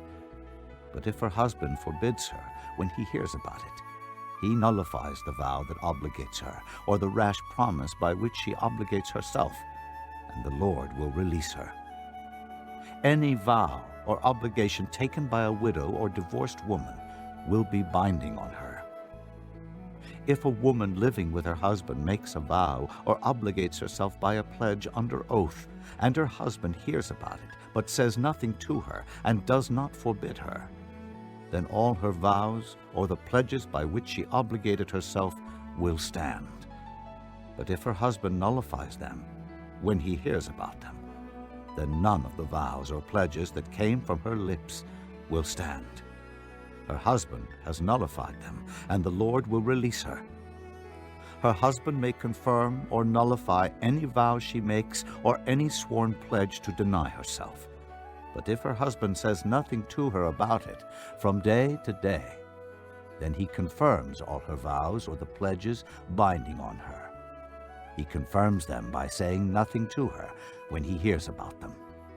If, however, he nullifies them sometime after he hears about them, then he is responsible for her guilt. These are the regulations the Lord gave Moses concerning relationships between a man and his wife, and between a father and his young daughter still living in his house. Chapter 31. The Lord said to Moses, "Take vengeance on the Midianites for the Israelites. After that, you will be gathered to your people." So Moses said to the people, Arm some of your men to go to war against the Midianites, and to carry out the Lord's vengeance on them. Send into battle 1,000 men from each of the tribes of Israel. So 12,000 men, armed for battle, 1,000 from each tribe, were supplied from the clans of Israel. Moses sent them into battle, 1,000 from each tribe, along with Phinehas, son of Eleazar the priest, who took with him articles from the sanctuary and the trumpets for signaling. They fought against Midian as the Lord commanded Moses, and killed every man. Among their victims were Evi, Rechem, Zur, Hur, and Reba, the 5 kings of Midian. They also killed Balaam, son of Beor, with the sword. The Israelites captured the Midianite women and children, and took all the Midianite herds, flocks, and goods as plunder. They burned all the towns where the Midianites had settled, as well as all their camps. They took all the plunder and spoils, including the people and animals, and brought the captive spoils and plunder to Moses and Eleazar the priest, and the Israelite assembly at their camp on the plains of Moab, by the Jordan across from Jericho. Moses, Eleazar the priest, and all the leaders of the community went to meet them outside the camp. Moses was angry with the officers of the army, the commanders of thousands and commanders of hundreds, who returned from the battle. Have you allowed all the women to live? He asked them. They were the ones who followed Balaam's advice, and were the means of turning the Israelites away from the Lord in what happened at Peor, so that a plague struck the Lord's people. Now kill all the boys, and kill every woman who has slept with a man, but save for yourselves every girl who has never slept with a man. All of you who have killed anyone or touched anyone who was killed must stay outside the camp 7 days. On the 3rd and 7th days, you must purify yourselves and your captives. Purify every garment as well as everything made of leather, goat hair, or wood. Then Eleazar the priest said to the soldiers who had gone into battle, This is the requirement of the law that the Lord gave Moses. Gold, silver, bronze, iron, tin, lead, and anything else that can withstand fire must be put through the fire, and then it will be clean. But it must also be purified with the water of cleansing, and whatever cannot withstand fire must be put through that water. On the 7th day wash your clothes, and you will be clean. Then you may come into the camp. The Lord said to Moses, "You and Eleazar the priest and the family heads of the community are to count all the people and animals that were captured. Divide the spoils between the soldiers who took part in the battle and the rest of the community. From the soldiers who fought in the battle, set apart as tribute for the Lord 1 out of every 500, whether persons, cattle, donkeys, sheep, or goats. Take this tribute from their half share and give it to Eleazar the priest as the Lord's part. From the Israelites' half, select 1 out of every 50, whether persons, cattle, donkeys, sheep, goats, or other animals. Give them to the Levites, who are responsible for the care of the Lord's tabernacle." So Moses and Eleazar the priest did as the Lord commanded Moses. The plunder remaining from the spoils that the soldiers took was 675,000 sheep, 72,000 cattle, 61,000 donkeys, and 32,000 women who had never slept with a man. The half share of those who fought in the battle was 337,500 sheep, of which the tribute for the Lord was 675, 36,000 cattle, of which the tribute for the Lord was 72, 30,500 donkeys, of which the tribute for the Lord was 61, 16,000 people, of which the tribute for the Lord was 32. Moses gave the tribute to Eleazar the priest as the Lord's part, as the Lord commanded Moses. The half belonging to the Israelites, which Moses set apart from that of the fighting men, the community's half, was 337,500 sheep, 36,000 cattle, 30,500 donkeys, and 16,000 people. From the Israelites' half, Moses selected one out of every 50 persons and animals, as the Lord commanded him, and gave them to the Levites, who were responsible for the care of the Lord's tabernacle. Then the officers who were over the units of the army, the commanders of thousands and commanders of hundreds, went to Moses and said to him, Your servants have counted the soldiers under our command, and not one is missing. So we have brought as an offering to the Lord the gold articles each of us acquired: armlets, bracelets, signet rings, earrings, and necklaces, to make atonement for ourselves before the Lord. Moses and Eleazar the priest accepted from them the gold, all the crafted articles. All the gold from the commanders of thousands and commanders of hundreds that Moses and Eleazar presented as a gift to the Lord weighed 16,750 shekels. Each soldier had taken plunder for himself. Moses and Eleazar the priest accepted the gold from the commanders of thousands and commanders of hundreds and brought it into the tent of meeting as a memorial for the Israelites before the Lord. Chapter 32. The Reubenites and Gadites, who had very large herds and flocks, saw that the lands of Jazer and Gilead were suitable for livestock. So they came to Moses and Eleazar the priest and to the leaders of the community and said, Ataroth, Dibon, Jazer, Nimrah, Heshbon, Elealeh, Sebam, Nebo, and Beon, the land the Lord subdued before the people of Israel, are suitable for livestock, and your servants have livestock. If we have found favor in your eyes, they said, let this land be given to your servants as our possession. Do not make us cross the Jordan. Moses said to the Gadites and Reubenites, Shall your countrymen go to war while you sit here? Why do you discourage the Israelites from going over into the land the Lord has given them? This is what your fathers did when I sent them from Kadesh Barnea to look over the land. After they went up to the valley of Eshcol and viewed the land, they discouraged the Israelites from entering the land the Lord had given them. The Lord's anger was aroused that day, and he swore this oath: Because they have not followed me wholeheartedly, not one of the men 20 years old or more who came up out of Egypt will see the land I promised on oath to Abraham, Isaac, and Jacob, not one, except Caleb, son of Jephunneh the Kenizzite, and Joshua, son of Nun, for they followed the Lord wholeheartedly. The Lord's anger burned against Israel, and he made them wander in the desert 40 years, until the whole generation of those who had done evil in his sight was gone. And here you are, a brood of sinners, standing in the place of your fathers, and making the Lord even more angry with Israel. If you turn away from following him, he will again leave all this people in the desert, and you will be the cause of their destruction. Then they came up to him and said, We would like to build pens here for our livestock and cities for our women and children. But we are ready to arm ourselves and go ahead of the Israelites until we have brought them to their place. Meanwhile, our women and children will live in fortified cities for protection from the inhabitants of the land. We will not return to our homes until every Israelite has received his inheritance. We will not receive any inheritance with them on the other side of the Jordan, because our inheritance has come to us on the east side of the Jordan. Then Moses said to them, If you will do this, if you will arm yourselves before the Lord for battle, and if all of you will go armed over the Jordan before the Lord until he has driven his enemies out before him, then, when the land is subdued before the Lord, you may return and be free from your obligation to the Lord and to Israel, and this land will be your possession before the Lord.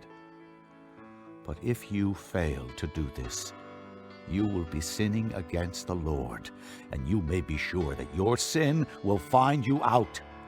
Build cities for your women and children, and pens for your flocks, but do what you have promised. The Gadites and Reubenites said to Moses, We, your servants, will do as our Lord commands. Our children and wives, our flocks and herds will remain here in the cities of Gilead. But your servants, every man armed for battle, will cross over to fight before the Lord, just as our Lord says." Then Moses gave orders about them to Eleazar the priest and Joshua son of Nun, and to the family heads of the Israelite tribes. He said to them, "If the Gadites and Reubenites, every man armed for battle, cross over the Jordan with you before the Lord, then when the land is subdued before you, give them the land of Gilead as their possession. But if they do not cross over with you armed, they must accept their possession with you in Canaan." The Gadites and Reubenites answered, "Your servants will do what the Lord has said. We will cross over before the Lord into Canaan armed, but the property we inherit will be on this side of the Jordan." Then Moses gave to the Gadites, the Reubenites, and the half-tribe of Manasseh son of Joseph, the kingdom of Sihon, king of the Amorites, and the kingdom of Og, king of Bashan, the whole land with its cities and the territory around them. The Gadites built up Dibon, Ataroth, Aroer, Atrath-shophan, Jazer, Jogbehah, Beth-nimrah, and Beth-haran as fortified cities, and built pens for their flocks. And the Reubenites rebuilt Heshbon, Elealeh, and Kiriathaim, as well as Nebo and Baal-meon, these names were changed, and Sibmah. They gave names to the cities they rebuilt. The descendants of Machir, son of Manasseh, went to Gilead, captured it, and drove out the Amorites who were there. So Moses gave Gilead to the Machirites, the descendants of Manasseh, and they settled there. Jair, a descendant of Manasseh, captured their settlements and called them Havoth-Jair. And Noba captured Kenath and its surrounding settlements and called it Noba after himself. Chapter 33. Here are the stages in the journey of the Israelites when they came out of Egypt by divisions under the leadership of Moses and Aaron. At the Lord's command, Moses recorded the stages in their journey. This is their journey by stages. The Israelites set out from Ramesses on the 15th day of the first month, the day after the Passover. They marched out boldly in full view of all the Egyptians who were burying all their firstborn, whom the Lord had struck down among them, for the Lord had brought judgment on their gods. The Israelites left Ramesses and camped at Succoth. They left Succoth and camped at Etham on the edge of the desert. They left Etham, turned back to Pi-hahiroth to the east of Baal-zephon, and camped near Migdol. They left Pi-hahiroth and passed through the sea into the desert, and when they had traveled for 3 days in the desert of Etham, they camped at Merah. They left Merah and went to Elim, where there were 12 springs and 70 palm trees, and they camped there. They left Elim and camped by the Red Sea. They left the Red Sea and camped in the desert of Sin. They left the desert of Sin and camped at Dophkah. They left Dophkah and camped at Alush. They left Alush and camped at Rephidim, where there was no water for the people to drink. They left Rephidim and camped in the desert of Sinai. They left the desert of Sinai and camped at Kibroth-hattaavah. They left Kibroth-hattaavah and camped at Hazeroth. They left Hazeroth and camped at Rithmah. They left Rithmah and camped at Rimmon-Perez. They left Rimmon-Perez and camped at Libnah. They left Libnah and camped at Rissah. They left Rissah and camped at Kehalatha. They left Kehalatha and camped at Mount Shepher. They left Mount Shepher and camped at Harada. They left Harada and camped at Makheloth. They left Makheloth and camped at Tahath. They left Tahath and camped at Terah. They left Terah and camped at Mithkah.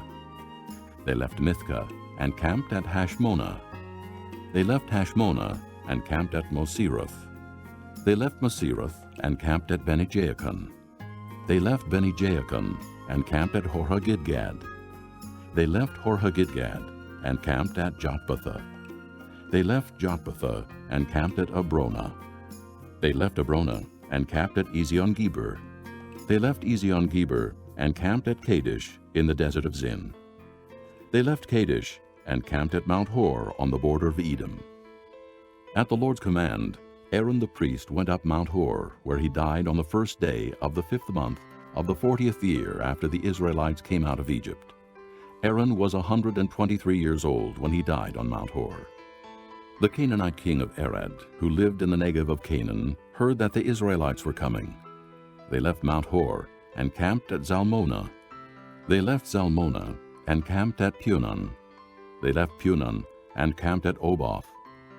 They left Oboth and camped at Iya-Abarim on the border of Moab. They left Ayim and camped at Dibon-Gad. They left Dibon-Gad and camped at Almon-Diblathaim. They left Almon-Diblathaim and camped in the mountains of Abarim near Nebo. They left the mountains of Abarim and camped on the plains of Moab by the Jordan across from Jericho. There on the plains of Moab they camped along the Jordan from Beth-Jeshimoth to Abel-Shittim. On the plains of Moab by the Jordan across from Jericho, the Lord said to Moses, "Speak to the Israelites and say to them, when you cross the Jordan into Canaan, drive out all the inhabitants of the land before you. Destroy all their carved images and their cast idols, and demolish all their high places. Take possession of the land and settle in it, for I have given you the land to possess. Distribute the land by lot, according to your clans. To a larger group give a larger inheritance, and to a smaller group a smaller one. Whatever falls to them by lot will be theirs. Distribute it according to your ancestral tribes. But if you do not drive out the inhabitants of the land, those you allow to remain will become barbs in your eyes and thorns in your sides. They will give you trouble in the land where you will live, and then I will do to you what I plan to do to them." Chapter 34. The Lord said to Moses, "Command the Israelites and say to them, when you enter Canaan, the land that will be allotted to you as an inheritance will have these boundaries. Your southern side will include some of the desert of Zin, along the border of Edom. On the east, your southern boundary will start from the end of the Salt Sea, cross south of Scorpion Pass, continue on to Zin, and go south of Kadesh Barnea.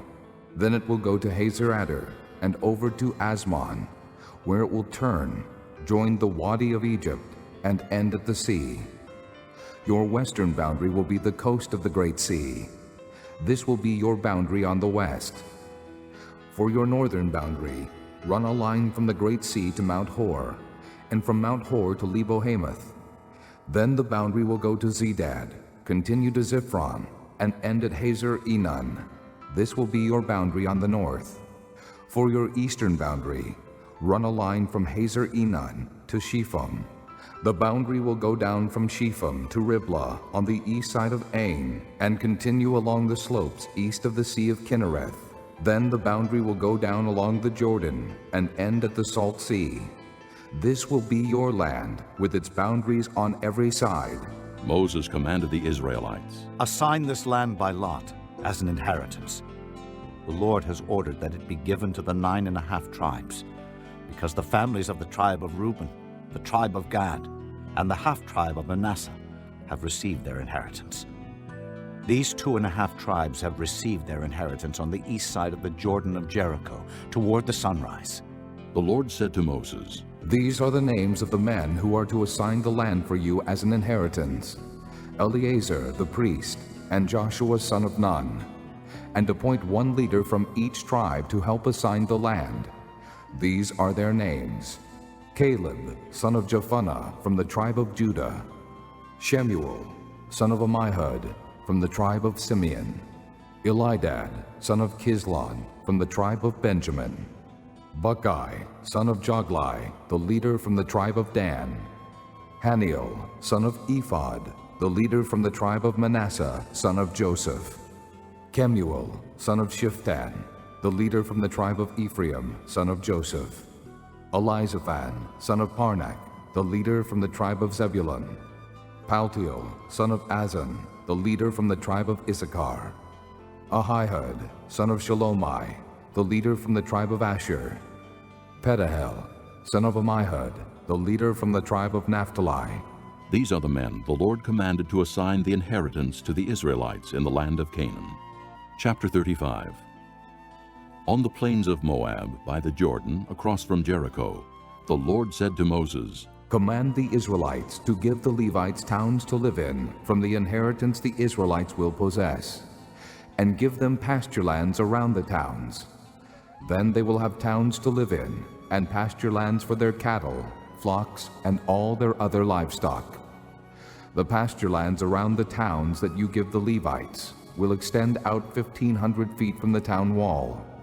Outside the town, measure 3,000 feet on the east side, 3,000 on the south side, 3,000 on the west, and 3,000 on the north, with the town in the center. They will have this area as pasture land for the towns. 6 of the towns you give the Levites will be cities of refuge, to which a person who has killed someone may flee. In addition, give them 42 other towns. In all, you must give the Levites 48 towns, together with their pasture lands. The towns you give the Levites from the land the Israelites possess are to be given in proportion to the inheritance of each tribe.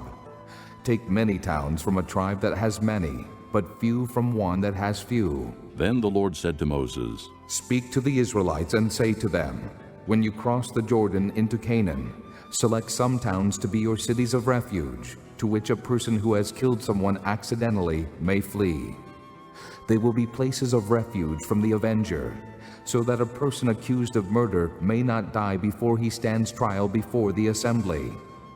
These 6 towns you give will be your cities of refuge. Give 3 on this side of the Jordan, and 3 in Canaan as cities of refuge. These 6 towns will be a place of refuge for Israelites, aliens, and any other people living among them, so that anyone who has killed another accidentally can flee there. If a man strikes someone with an iron object so that he dies, he is a murderer. The murderer shall be put to death. Or if anyone has a stone in his hand that could kill, and he strikes someone so that he dies, he is a murderer. The murderer shall be put to death. Or if anyone has a wooden object in his hand that could kill, and he hits someone so that he dies, he is a murderer. The murderer shall be put to death. The avenger of blood shall put the murderer to death. When he meets him, he shall put him to death. If anyone with malice aforethought shoves another or throws something at him intentionally so that he dies, or if in hostility he hits him with his fist so that he dies, that person shall be put to death. He is a murderer. The avenger of blood shall put the murderer to death when he meets him. But if without hostility someone suddenly shoves another or throws something at him unintentionally, or without seeing him drops a stone on him that could kill him, and he dies, then, since he was not his enemy, and he did not intend to harm him, the assembly must judge between him and the avenger of blood, according to these regulations. The assembly must protect the one accused of murder from the avenger of blood, and send him back to the city of refuge to which he fled. He must stay there until the death of the high priest, who was anointed with the holy oil. But if the accused ever goes outside the limits of the city of refuge to which he has fled, and the avenger of blood finds him outside the city, the avenger of blood may kill the accused without being guilty of murder. The accused must stay in his city of refuge until the death of the high priest. Only after the death of the high priest may he return to his own property. These are to be legal requirements for you throughout the generations to come, wherever you live. Anyone who kills a person is to be put to death as a murderer, only on the testimony of witnesses. But no one is to be put to death on the testimony of only one witness. Do not accept a ransom for the life of a murderer who deserves to die. He must surely be put to death. Do not accept a ransom for anyone who has fled to a city of refuge, and so allow him to go back and live on his own land before the death of the high priest. Do not pollute the land where you are. Bloodshed pollutes the land, and atonement cannot be made for the land on which blood has been shed, except by the blood of the one who shed it. Do not defile the land where you live and where I dwell, for I, the Lord, dwell among the Israelites. Chapter 36. The family heads of the clan of Gilead, son of Machir, the son of Manasseh, who were from the clans of the descendants of Joseph, came and spoke before Moses and the leaders, the heads of the Israelite families. They said, When the Lord commanded my Lord to give the land as an inheritance to the Israelites by lot, He ordered you to give the inheritance of our brother Zelophehad to his daughters. Now, suppose they marry men from other Israelite tribes. Then their inheritance will be taken from our ancestral inheritance and added to that of the tribe they marry into. And so, part of the inheritance allotted to us will be taken away. When the year of Jubilee for the Israelites comes, their inheritance will be added to that of the tribe into which they marry, and their property will be taken from the tribal inheritance of our forefathers. Then at the Lord's command, Moses gave this order to the Israelites. What the tribe of the descendants of Joseph is saying is right. This is what the Lord commands for Zelophehad's daughters. They may marry anyone they please, as long as they marry within the tribal clan of their father. No inheritance in Israel is to pass from tribe to tribe, for every Israelite shall keep the tribal land inherited from his forefathers. Every daughter who inherits land in any Israelite tribe must marry someone in her father's tribal clan, so that every Israelite will possess the inheritance of his fathers. No inheritance may pass from tribe to tribe, for each Israelite tribe is to keep the land it inherits. So Zelophehad's daughters did as the Lord commanded Moses. Zelophehad's daughters, Mahlah, Tirzah, Hoglah, Milcah, and Noah, married their cousins on their father's side. They married within the clans of the descendants of Manasseh, son of Joseph, and their inheritance remained in their father's clan and tribe. These are the commands and regulations the Lord gave through Moses to the Israelites on the plains of Moab by the Jordan, across from